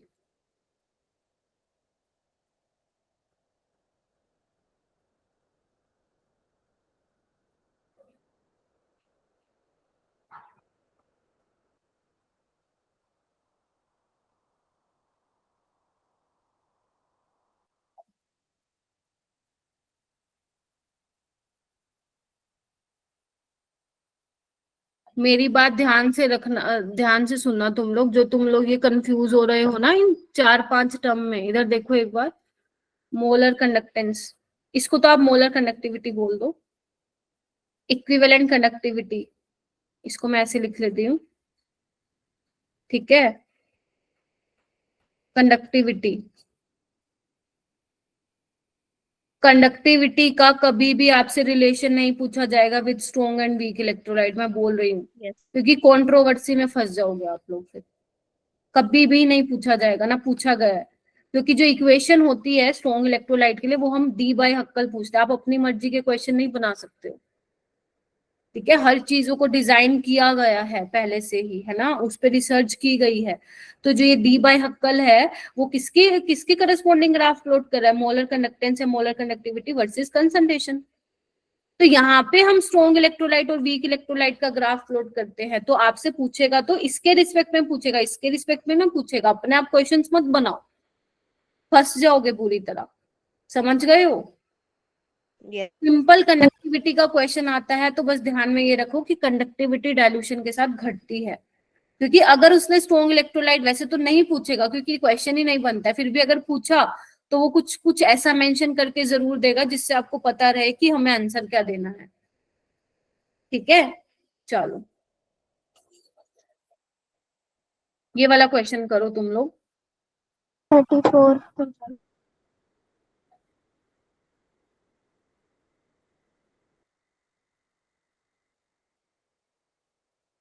क्वेश्चन कर लिया क्या सोल्व? मैम कितना आंसर है? आंसर तो है इसका 34 है। मैम आ गया। सबका आया है क्या? यस। झूठी हाँ मत भरना। जूबिया कैसे किया है क्वेश्चन? मैम नॉर्थ इक्वेशन से। ठीक है, तो सबसे पहले क्या करना है तुम्हें ना, इसकी इक्वेशन बनानी है ना। ये तुम्हारा क्या है, कैथोड है, और ये क्या है? नॉर्मल हाँ जी, एनोड है। वैल्यू याद थी तब भी हो गया। अच्छा कॉपर का पूछा हुआ है क्या यार, तुम लोग तो बड़े यस इंटेलिजेंट, मैम। वैसे भी कर सकते हो, स्मार्ट गेस था। ठीक है, एक बार देख लो इसको कैसे करना है। ठीक है, कैथोड में क्या होता है, Ag प्लस इलेक्ट्रॉन Ag। ठीक है, और अगर मैं बात करूं कॉपर के केस में तो ऑक्सीडेशन हो रहा है ना। और अब क्या करेंगे भैया, इलेक्ट्रॉन को सेम करना पड़ेगा, तो कर दो। तो क्या होगा एक बार देखना बच्चे। यस। Yes ma'am. ठीक है, चल अब हम क्या लिखेंगे नॉन्स equation, E is equal to E naught cell minus 0.06 by 2 log of Cu2 plus की कंसंट्रेशन और Ag प्लस की कंसंट्रेशन का स्क्वायर। देखो एक बार, ठीक है, चलो इतना भी ठीक है। अब उसके बाद आपको क्या दिया हुआ है, ई नोट सेल तो आपको निकालना ही है। ओके नहीं नहीं नहीं, आपको ये दिया हुआ है, ओके समझ गई। 0.43 दिया हुआ है, ई नोट सेल आपको Ag का दिया हुआ है, कोई नहीं दे रखा हो, आप पहले ई नोट सेल निकालो क्योंकि कंफ्यूजन हो जाएगी अगर ऐसे वैल्यू पुट करोगे तो, ठीक है। फिर 0.03, ठीक है, इसको मैं इरेज कर रही हूँ, कर दूं ना? Yes ma'am. Yes ma'am. Yes, ma'am. ठीक है, तो Cu2 प्लस की कंसंट्रेशन एक बार देखना कितनी होगी, 0.001 होगी, और Ag प्लस की कितनी है, 0.01 का स्क्वायर होगी। क्या इसको सोल्व करके ई नोट सेल की वैल्यू नहीं आ जाएगी? Yes ma'am. 0.46 और आपको पता है ई नोट सेल क्या होगा, ई कैथोड माइनस ई एनोड, और आपको पता है कैथोड क्या है, Ag वाला है, और एनोड वाला क्या है, कॉपर वाला है, ठीक है। और आपको दे ही रखी है वैल्यू, Ag की दे रखी है, कॉपर की निकल लोगे यहाँ से, ई नोट सेल की वैल्यू आ जाएगी। बताओ, हाँ मैम।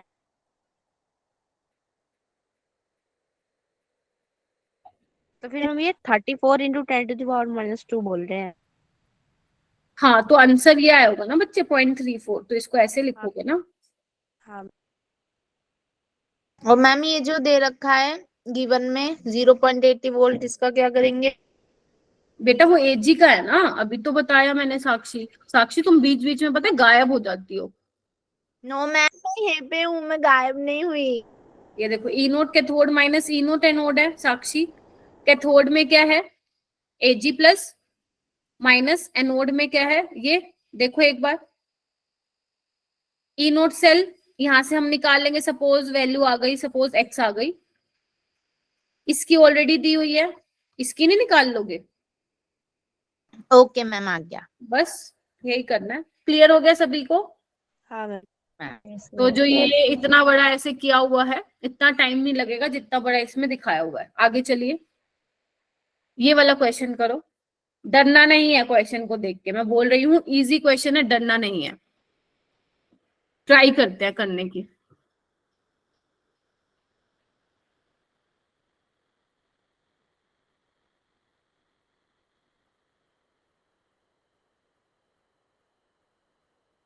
मुझे आज 1 बजे निकलना पड़ेगा, मेरी मीटिंग है, ठीक है। तो आप लोगों के जो भी डाउट्स होंगे प्लीज मुझे व्हाट्सएप कर देना, है ना? समझ रहे हो सारे?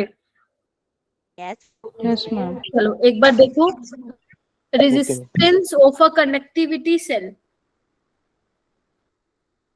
क्या दिया हुआ है, करना शुरू करो।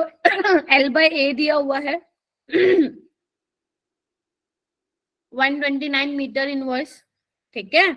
उसको फिल किया गया है इतना, ये क्या कंसंट्रेशन है? आपको याद है मैंने कि ऐसा करवाया था कि पीपीएम को अगर तुम लोगों को ग्राम पर मोल पर, क्योंकि कंसंट्रेशन आपको पता है should be in mole per litre, है ना? तो सबसे पहले क्या करोगे, इसको चेंज कर लो मिलीग्राम पर लीटर में, क्योंकि 1 इसके बराबर ही होगा ये। और मिलीग्राम को किससे में चेंज कर लोगे, ग्राम पर लीटर में। और अगर मैं इसको इसके मॉलिक्यूलर मास से, जितना दिया हुआ है 74.5 ग्राम पर मोल से डिवाइड कर दूंगी, तो मेरे पास कंसंट्रेशन आ जाएगी 10⁻³ मोल पर लीटर। बताओ, ऐसा कुछ बताया था मैंने जब मैं आपको सॉल्यूशन चैप्टर करा रही थी क्रैश कोर्स में? Yes ma'am. तो ये वाली चीज ध्यान रखनी है, यही चीज था इसमें और कुछ भी नहीं था, ठीक है। तो आगे चलते हैं। रेजिस्टेंस कितनी दी हुई है इसने, 100 दी हुई है पहले सॉल्यूशन के लिए।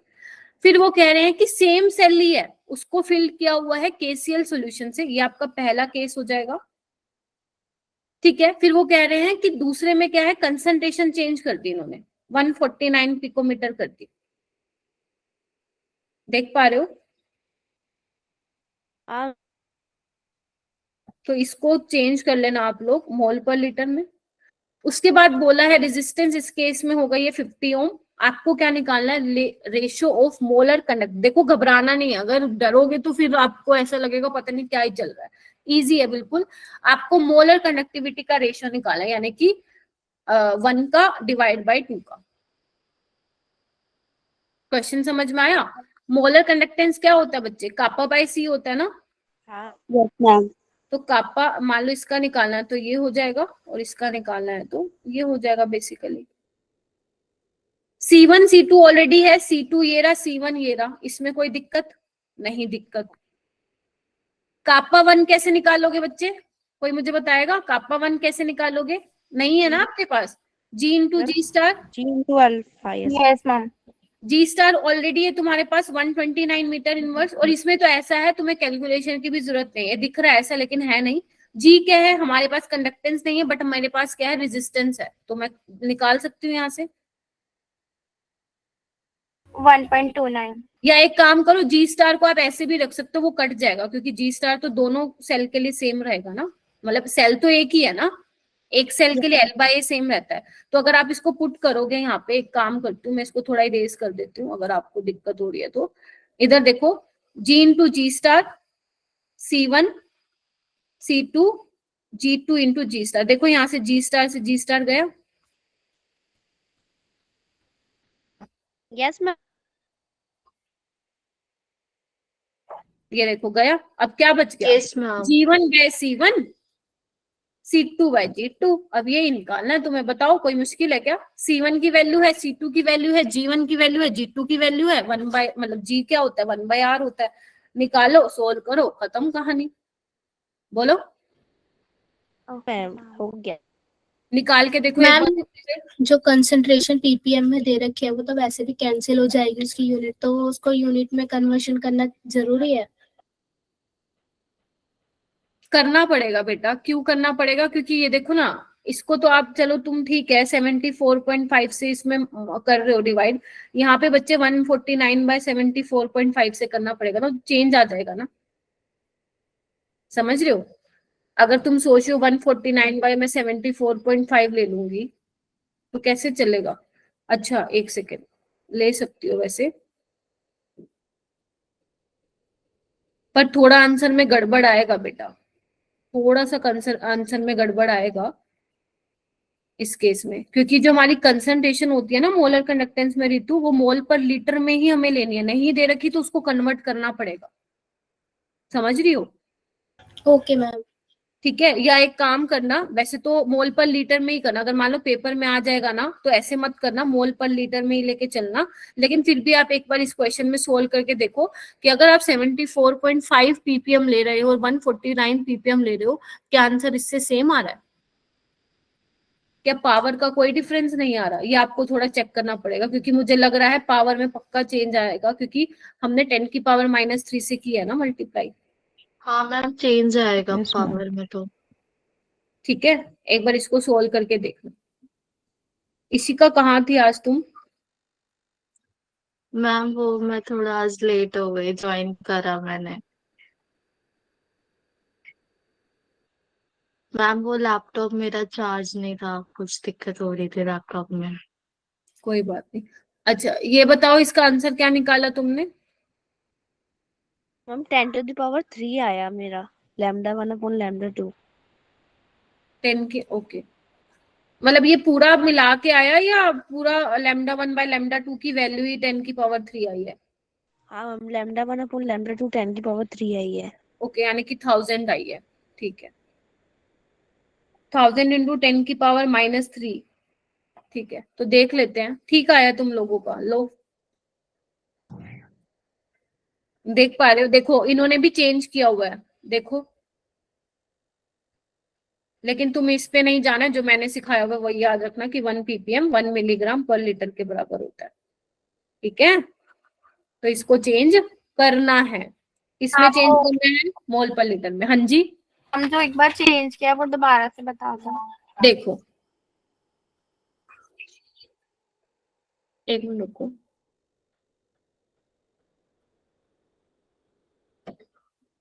एक मिनट रुको।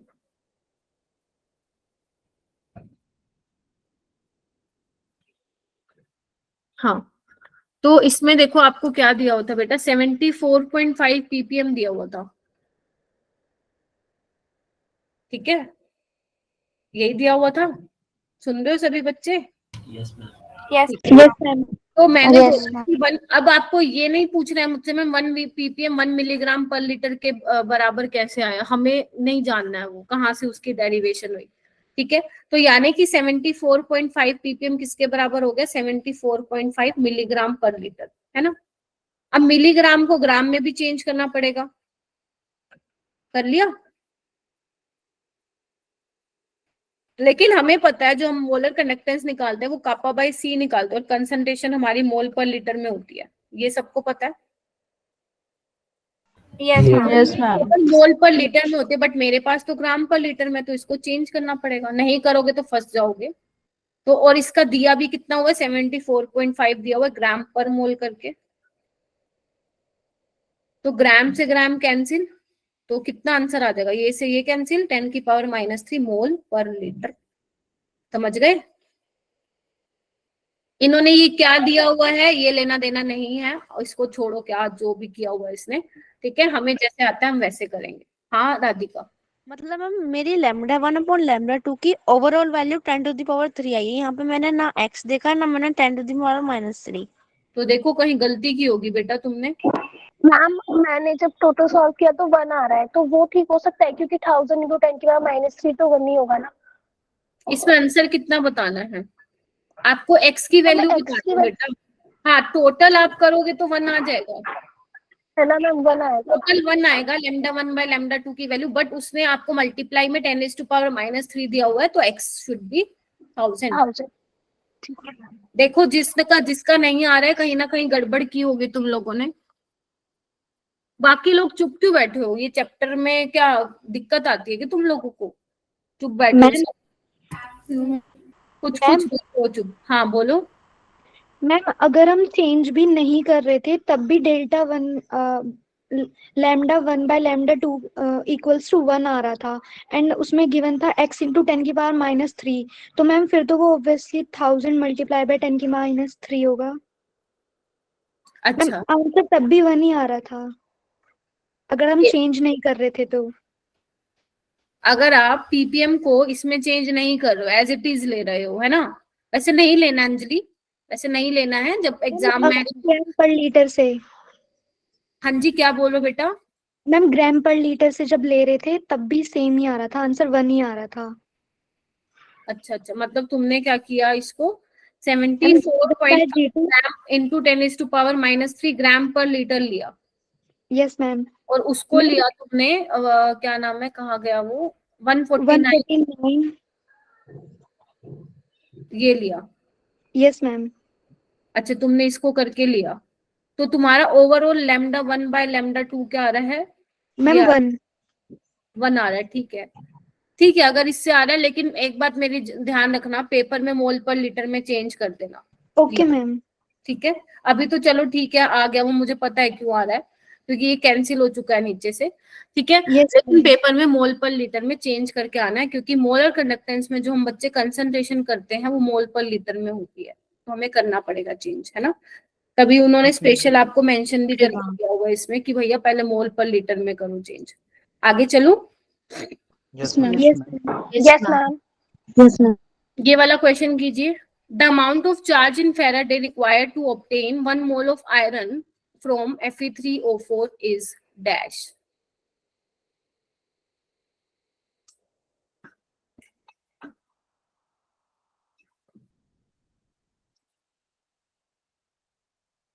नीट बैच 3 के स्टूडेंट्स हैंड रेज करना, नीट बैच 3 के।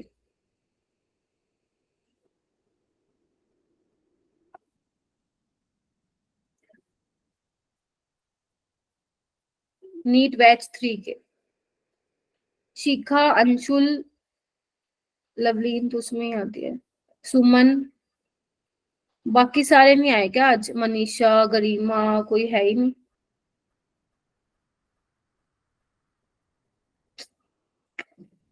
छाया शुक्ला भी नहीं आएंगे यहाँ पे।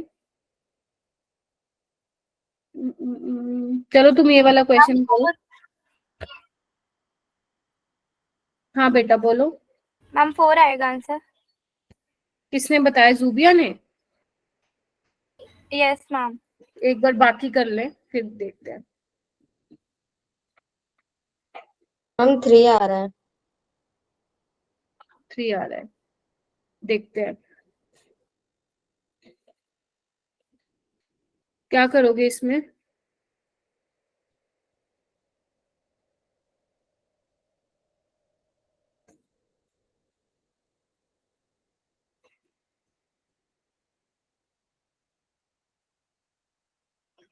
फोर कैसे आएगा? Amount of charge in Faraday required to 1 mole of iron. ठीक है, इसमें देखो ना 1 मोल के लिए बोला है ना, हाँ तो ठीक है। कितना यूज हो रहा है? 3 फैराडे हो रहा है ना। Yes ma'am. ठीक है, मैम कर लोगे? मैम मैंने ना O3 Yes, करके ma'am. कर दिया, सॉरी। ठीक है, ध्यान रखना ये, ठीक है। चलो आगे आओ नेक्स्ट क्वेश्चन पे। ध्यान से देखना, क्वेश्चन मुश्किल नहीं है, करा हुआ है हमने ऐसे बहुत question. The cell potential of, दिया हुआ है तुम्हें सेल रिप्रेजेंटेशन, है ना, कितना दिया हुआ है? सेल पोटेंशियल दिया हुआ है 0.801। द रिएक्शन क्वेश्चन, घबराना नहीं है, रिएक्शन क्वेश्चन क्या दिया हुआ है, प्रोडक्ट बाय रिएक्टेंट की बात हो रही है। For the above reaction is 10⁻⁻²।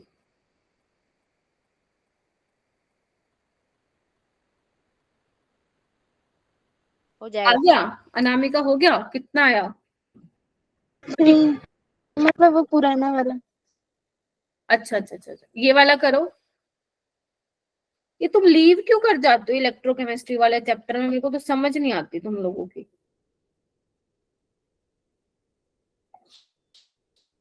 ऐसा क्या खा जाता है तुम लोगों को चैप्टर? बिल्कुल ही चुप बैठो। गौरव तुम बोल ही नहीं रहे हो ना, आशुतोष तुम बोल रहे हो कुछ।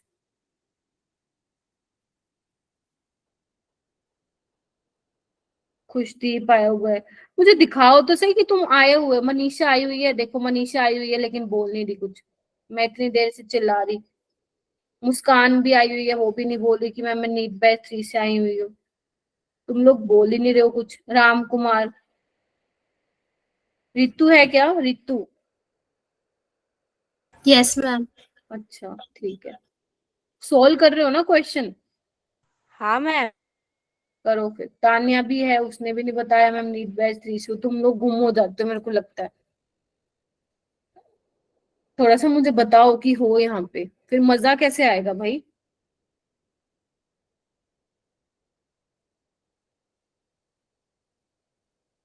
बनाओ, कैसे करोगे? मुझे अप्रोच तो बताओ। मैम मैं बताऊँ?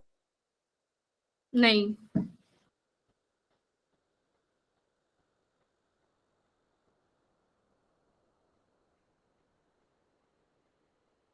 अरे इसको ऐसे करो ना, लिखना एक बार इसको। एनोड पे रिएक्शन कैसे लिखोगे? सिर्फ 2 बच्चों को आए क्लास में, ये तो नहीं होना चाहिए ना। 10 70 80 बच्चे बैठे हो बेटा यहाँ पे। ठीक है, कैथोड पे कैसे लिखोगे? SnH plus electron gives। हाँ, ये लिखोगे ना। ठीक है, सेल पोटेंशियल इसका दिया हुआ है, रिएक्शन क्वेश्चन भी दिया हुआ है। तो एक बार काम करो, इसका पूरा रिएक्शन लिख लो। Zn SnX plus Zn2 plus और टिन। ठीक है, डांस इक्वेशन लिखो इसके लिए। E cell is equal to E naught cell minus 0.06 n, तो हमें निकालना है। लो, प्रोडक्ट बाय रिएक्टेंट आपको दिया हुआ है, कितना दिया हुआ है? 10⁻²। कुछ था ही नहीं इसमें। ठीक है, ई सेल की वैल्यू कितनी दी हुई है वो भी देख लो, कितनी दी हुई है? 0.8 दी हुई है तुम लोगों को। पुट करो। ई नोट सेल की वैल्यू कैसे निकालोगे? कैथोड माइनस एनोड करके देखो, दोनों की रिडक्शन पोटेंशियल की वैल्यू है। तो 0.08 में से माइनस कर दो इस वैल्यू को। क्या क्या लिखूंगी देखना एक बार। 0.008 माइनस माइनस 0.763, ये किसकी वैल्यू आ जाएगी? ई नोट की। करना क्या? ये आ गया -2 log 10 1 होता है, इसको भी हटा दो। यहाँ प्लस का आ जाएगा। बस यही तो सोल्व करना है तुम्हें, बताओ। यस। सिंपल है करना है इसको। इसको ऐड करने पे कितना आ रहा है बताओ मेरे को।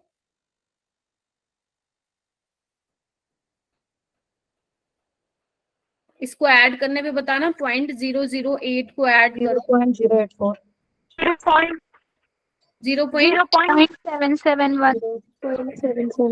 देख लेना मेरे मैम को मैम बोलना 4 तो है है। यस मैम यस मैम 0.771 ठीक है, एन की वैल्यू निकाल लोगे यहाँ से। और आ रही है Yes, ma'am. इनकी वैल्यू तो। ठीक है, इसको अप्रोक्स भी मान सकते हो।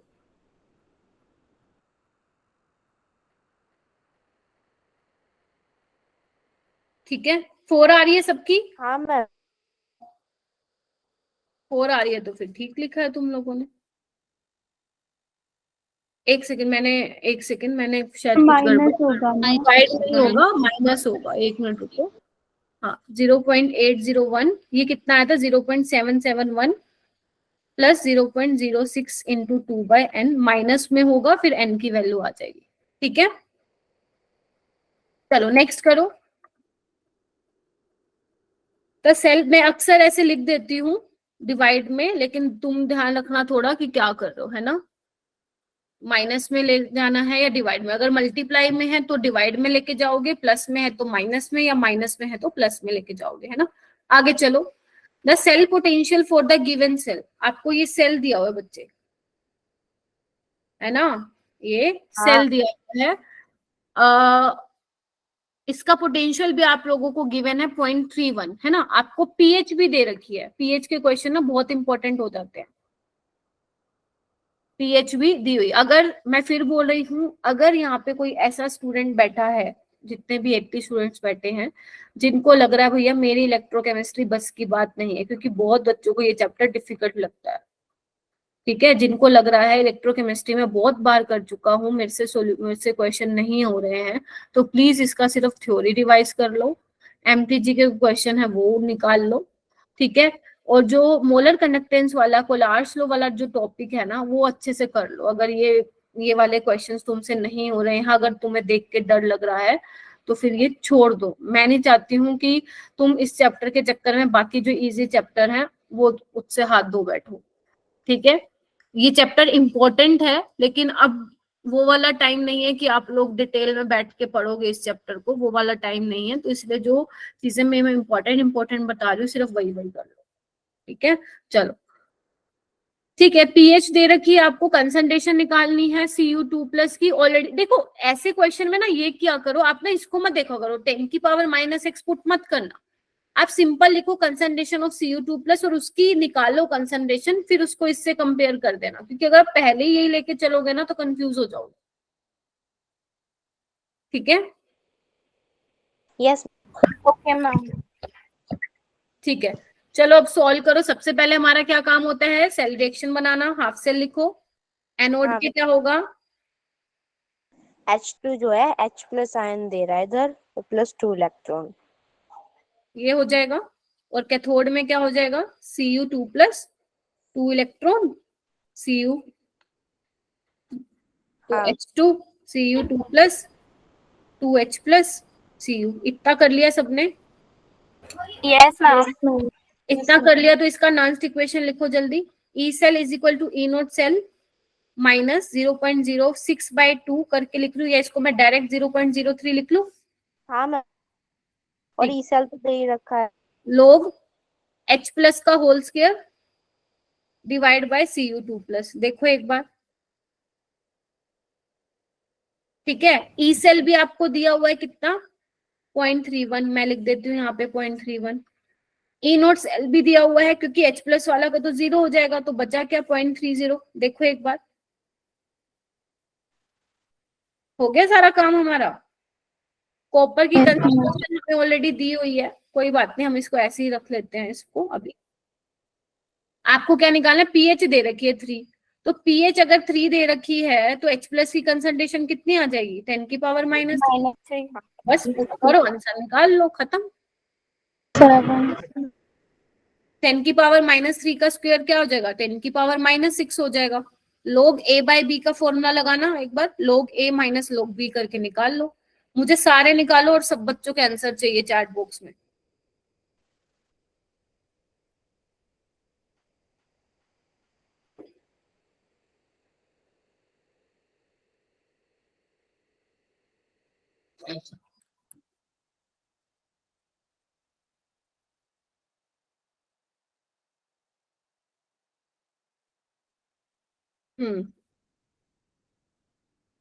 10 to the power -7।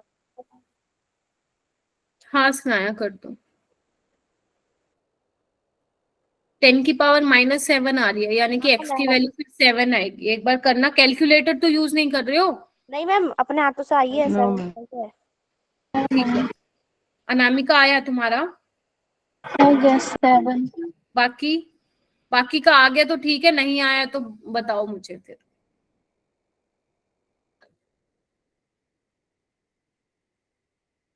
यहाँ पे पुट कर दो 10 की पावर -6। मैम आ गया। सबका आ गया? Yes ma'am. क्योंकि ये तो कैंसिल ही हो जाएगा ना, 0.31 माइनस 0. ये तो यही होता है ना, देख रहे हो? Yes ma'am, cancel. कैंसिल हो जाएगा ये 1 आ जाएगा, है ना? अब तो कर सकते हो।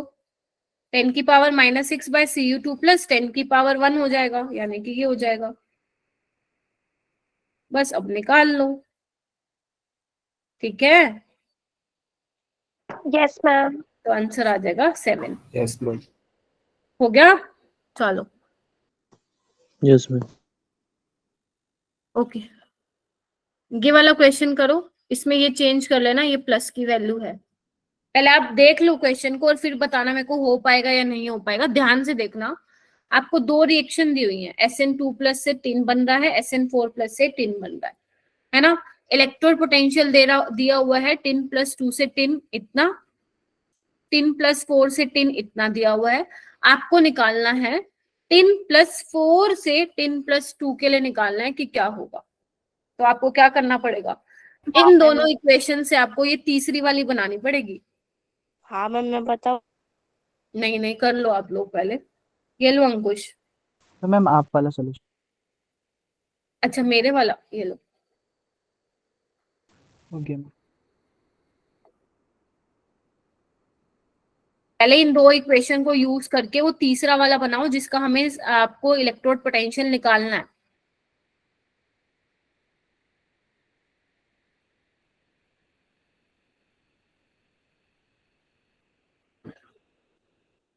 कुछ बच्चे क्लास में बैठे हैं बट ध्यान नहीं है, पता नहीं आते क्यों क्लास में।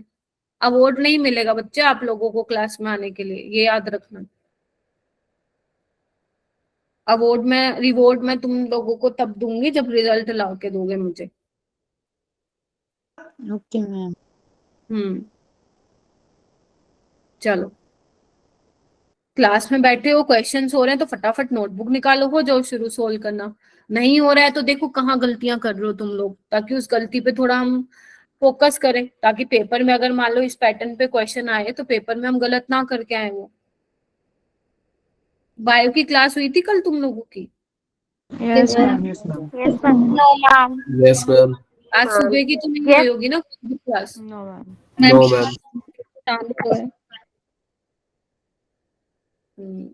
कह रही थी शिवानी मैम बहुत कम बच्चे हो तुम क्लास में आते हो। मैम एक बार क्वेश्चन बता दीजिए।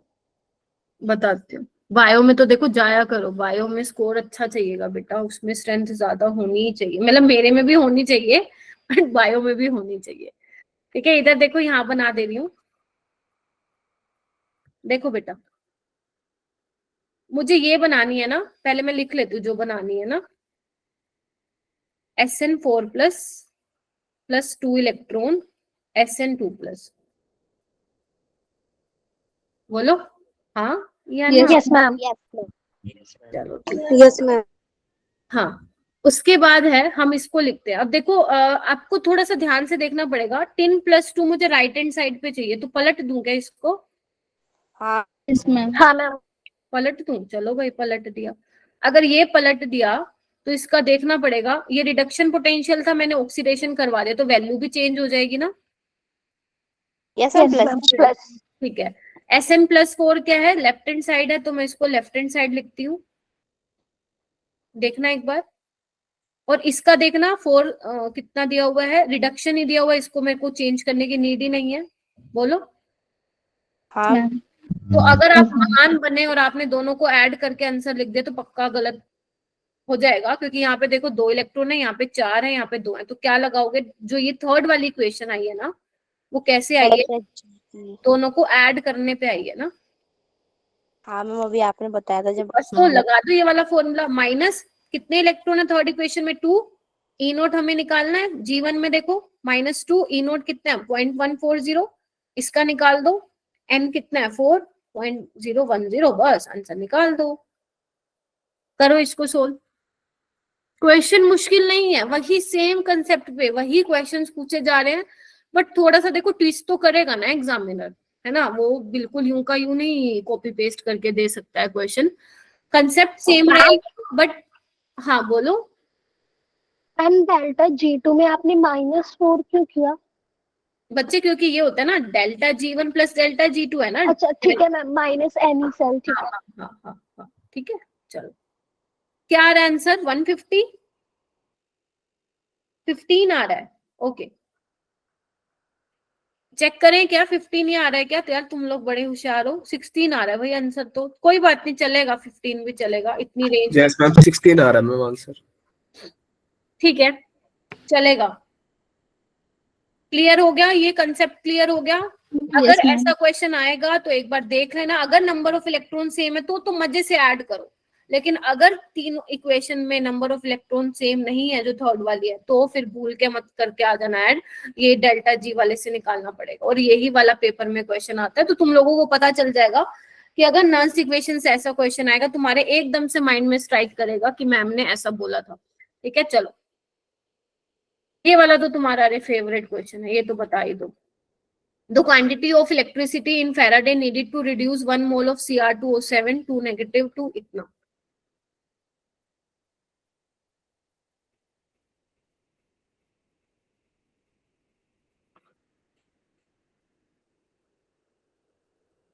यही क्वेश्चन होती है जो मैंने लिखी है। कितना फेरेडे चाहिए? 6 चाहिए गुंजन, 2 नहीं चाहिए बेटा, 6 फेरेडे चाहिए, तब जाके जो है रिड्यूस होगा 1 मोल इंटू क्रोमियम 3+ में। ठीक है, ये तो इजी है, तो PYQ तो तुम लोगों का। हाँ जी बेटा, मैम एक्सप्लेन कर दो ये वाला। अच्छा नहीं आएगा समझ में, सॉरी। देखो आओ, देखो इसमें ना सिंपल ये देखना है तुमको, Cr2O7 2 नेगेटिव से किस में चेंज हो रहा है? Cr3+ में हो रहा है ना। देखो यस मैम। ठीक है, तो इसका वैसे तो इसमें देखो कितने का चेंज आ रहा है, इसका निकालना एक बार, +6 हो रहा है ये, यस मैम। है ना। इस इक्वेशन को बैलेंस कैसे करोगे? वैसे ना ये वाली इक्वेशन इतनी पॉपुलर होती है ना, तुम लोगों को ये वाली इक्वेशन आनी चाहिए, क्योंकि हम DNF लोक में भी पढ़ते हैं और तुम वहां पे भी करते हो, क्या बोलते हैं उधर मोल कंसेप्ट में। मतलब मान लो नहीं आती है चलो बैलेंस करने, तो मैंने आप लोगों को एन फैक्टर निकालना सिखाया हुआ है ना। कैसे निकालते हैं एन फैक्टर? जो ऑक्सीडेशन स्टेट है, प्रोडक्ट माइनस रिएक्टेंट कर दो, कितना होगा? 6 - 3 इंटू क्रोमियम कितने हैं? 2, तो कितना हो गया एन फैक्टर? 6। तो अगर 6 इलेक्ट्रॉन का इन्वॉल्वमेंट हो रहा है, यानी कि 1 मोल ऑफ पोटेशियम डाइक्रोमेट जब रिड्यूस होगा Cr3+ में, तो कितनी इलेक्ट्रिसिटी पास करानी पड़ेगी तुम्हें? 6 फैराडे। समझ गए अभी? Yes ma'am. चलो यस मैम। ओके, ये वाला क्वेश्चन करो। For the reaction taking place in the cell, ये दिया हुआ है तुम लोगों को, ध्यान से देखो।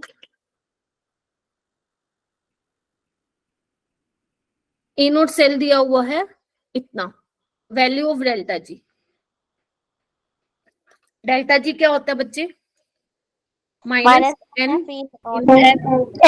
ई नोट भी हमें पता है, एफ भी हमें पता है, मेन हमारा यहाँ पे काम क्या है? एन की वैल्यू पता लगानी है, बस वही पता लगा के बता दो, बाकी तो तुम लोग कर लोगे question.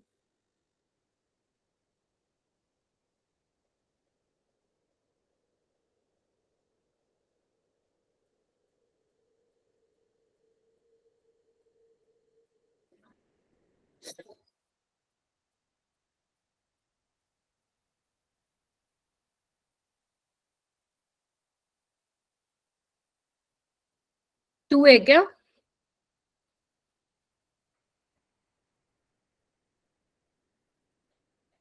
Yes ma'am. Yes ma'am 2 value है, मतलब सॉरी n की वैल्यू मैम 2 आ तो रही 2 है। आएगी, तो बस तो सॉल्व कर लो इसको।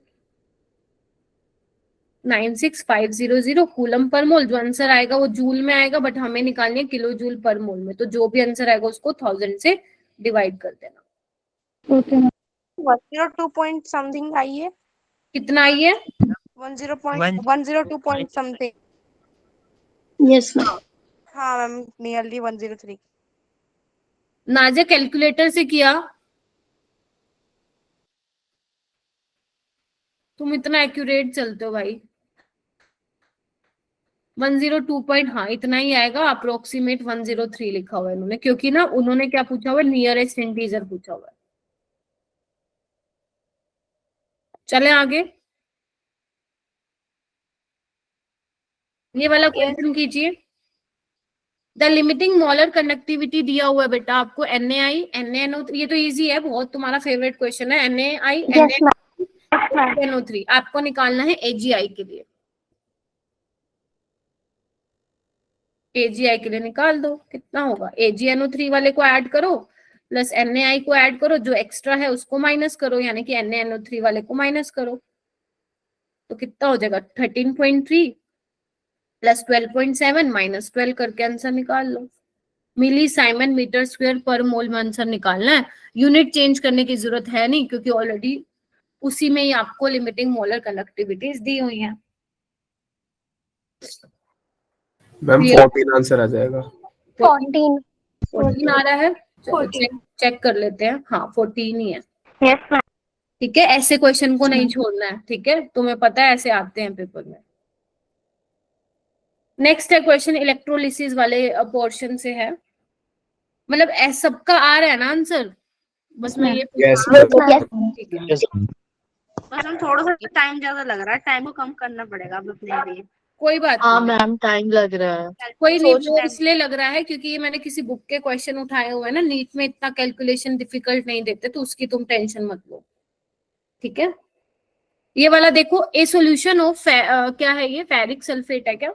हाँ, आपको ये बोला है इस सॉल्यूशन को इलेक्ट्रोलाइज कराया हुआ है, इतने मिनट के लिए कराया है और करंट इतना पास किया है, और जब इतने मिनट में इतना करंट पास होता है तो इतने ग्राम आयरन डिपॉजिट हो जाता है। समझ गए ना क्वेश्चन को? आपको हाँ, इसकी वैल्यू बतानी है, तो सिंपल ये वाला फॉर्मूला लगा दूं, yes ma'am. W is equal to ZQ।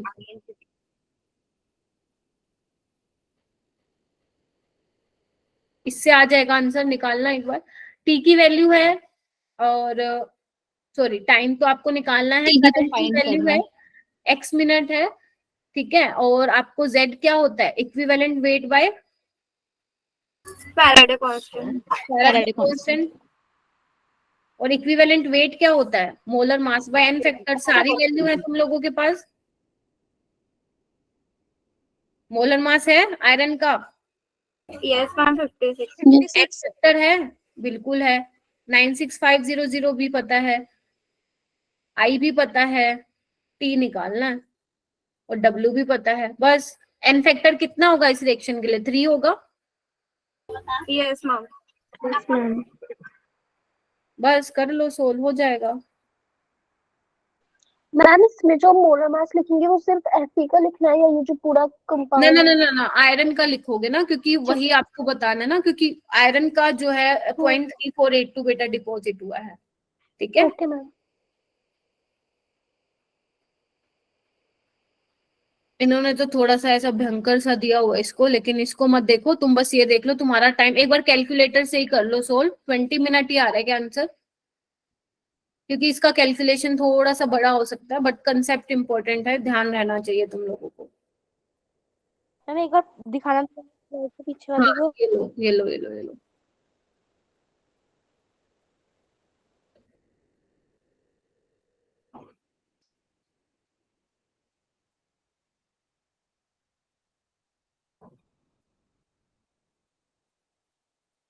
कर लिया सोल्व, कितना आ रहा आंसर? कर रहे हैं मैम, बस 1 मिनट। ओके,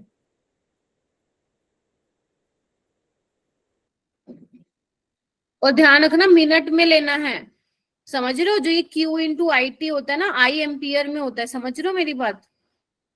तो आई एम्पियर में होता है, टी सेकंड में होता है। सेकंड्स में होता है। हाँ, सेकंड में चेंज कर लेना इसको।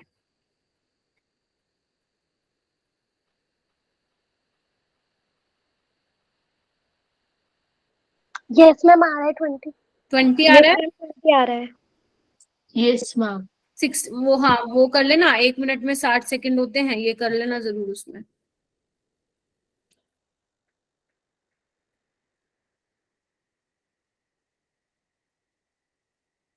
हो जाएगा? Yes ma'am. ठीक है। ये वाला क्वेश्चन देखिए एक बार। घबराना नहीं है। मुझे ऐसा लगता है कि तुम लोग रिएक्शन को देके थोड़ा सा हो सकता है घबरा जाओ। देखो बहुत इजी है, इधर देखो एक बार। ये रिएक्शन दी हुई है, इसका देखो आयरन 3+ से 2+ में जा रहा है, यानी कि रिडक्शन पोटेंशियल दिया हुआ है बेटा। Yes ma'am. Yes ma'am. और ये 0 से -1 में जा रहा है, ये भी रिडक्शन पोटेंशियल दिया हुआ है ना? आपको क्या बताना है? Standard electrode potential for the spontaneous reaction इतना दिया हुआ है, एक्स की वैल्यू बतानी है। तो हमें इसको तो हम बाद में देखेंगे, पहले हम अपनी तरफ से ई नोट सेल निकाल लेते हैं। स्पॉन्टेनियस के लिए कैसे निकालोगे? ग्रेटर देन 0 होना चाहिए, yes. Value should be positive. अब पॉजिटिव कैसे आएगी? देखो ये दोनों ही रिडक्शन पोटेंशियल है, तो क्या मैं ये वाला फॉर्मूला लगा दूं? ई नोट राइट माइनस ई नोट लेफ्ट। अगर ये दोनों की वैल्यू पॉजिटिव आ रही है तो इसका मतलब स्पॉन्टेनियस है, नहीं तो हमें फिर घुमाना पड़ेगा रिएक्शन को, साइन को चेंज करना पड़ेगा। तो यानी कि सबसे ज्यादा वैल्यू किसकी है? रिडक्शन पोटेंशियल की, 0.77। यानी कि इसके कंपैरिजन में जो I2 वाला है वो क्या करेगा? ऑक्सीडेशन करेगा, यानी कि I नेगेटिव से वो I2 में चेंज होगा। तो 0.54 करो, value should be in positive, तो वैल्यू आ भी पॉजिटिव में रही है। इसको सॉल्व करना। मैम 0.23 आएगी मैम। मैम 0. मैम 0.23।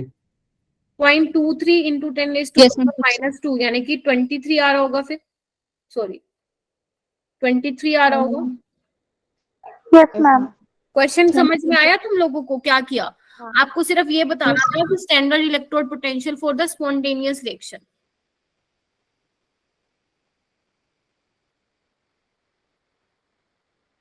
ये वाला क्वेश्चन सही है वो तुम लोगों का 23 आएगा।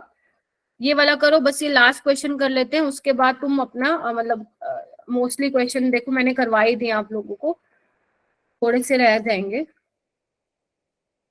थोड़े से नहीं काफी सारे ही रह गए। थ्योरी में आज ज्यादा टाइम चला गया, कोई बात नहीं, कर सकते हो ना घर से? हाँ मैम, जो यस मैम कर मैम कर लेंगे मैम, तो पूछना होगा आपको भेज देंगे। ओके, तो ये लास्ट क्वेश्चन देख लो। में कैथोड माइनस एनोड करते हैं इलेक्ट्रोड पोटेंशियल। हाँ तो मैंने भी तो वही किया ना बेटा। सही तो है मैम। रिडक्शन पोटेंशियल जिसका ज्यादा होता है वो कैथोड की तरह बिहेव करेगा ना, तो 0.77 है ना, और 0.4 उसके कंपैरिजन में फिर कम हो जाएगा, यानी कि वो ऑक्सीडेशन करवाएगा।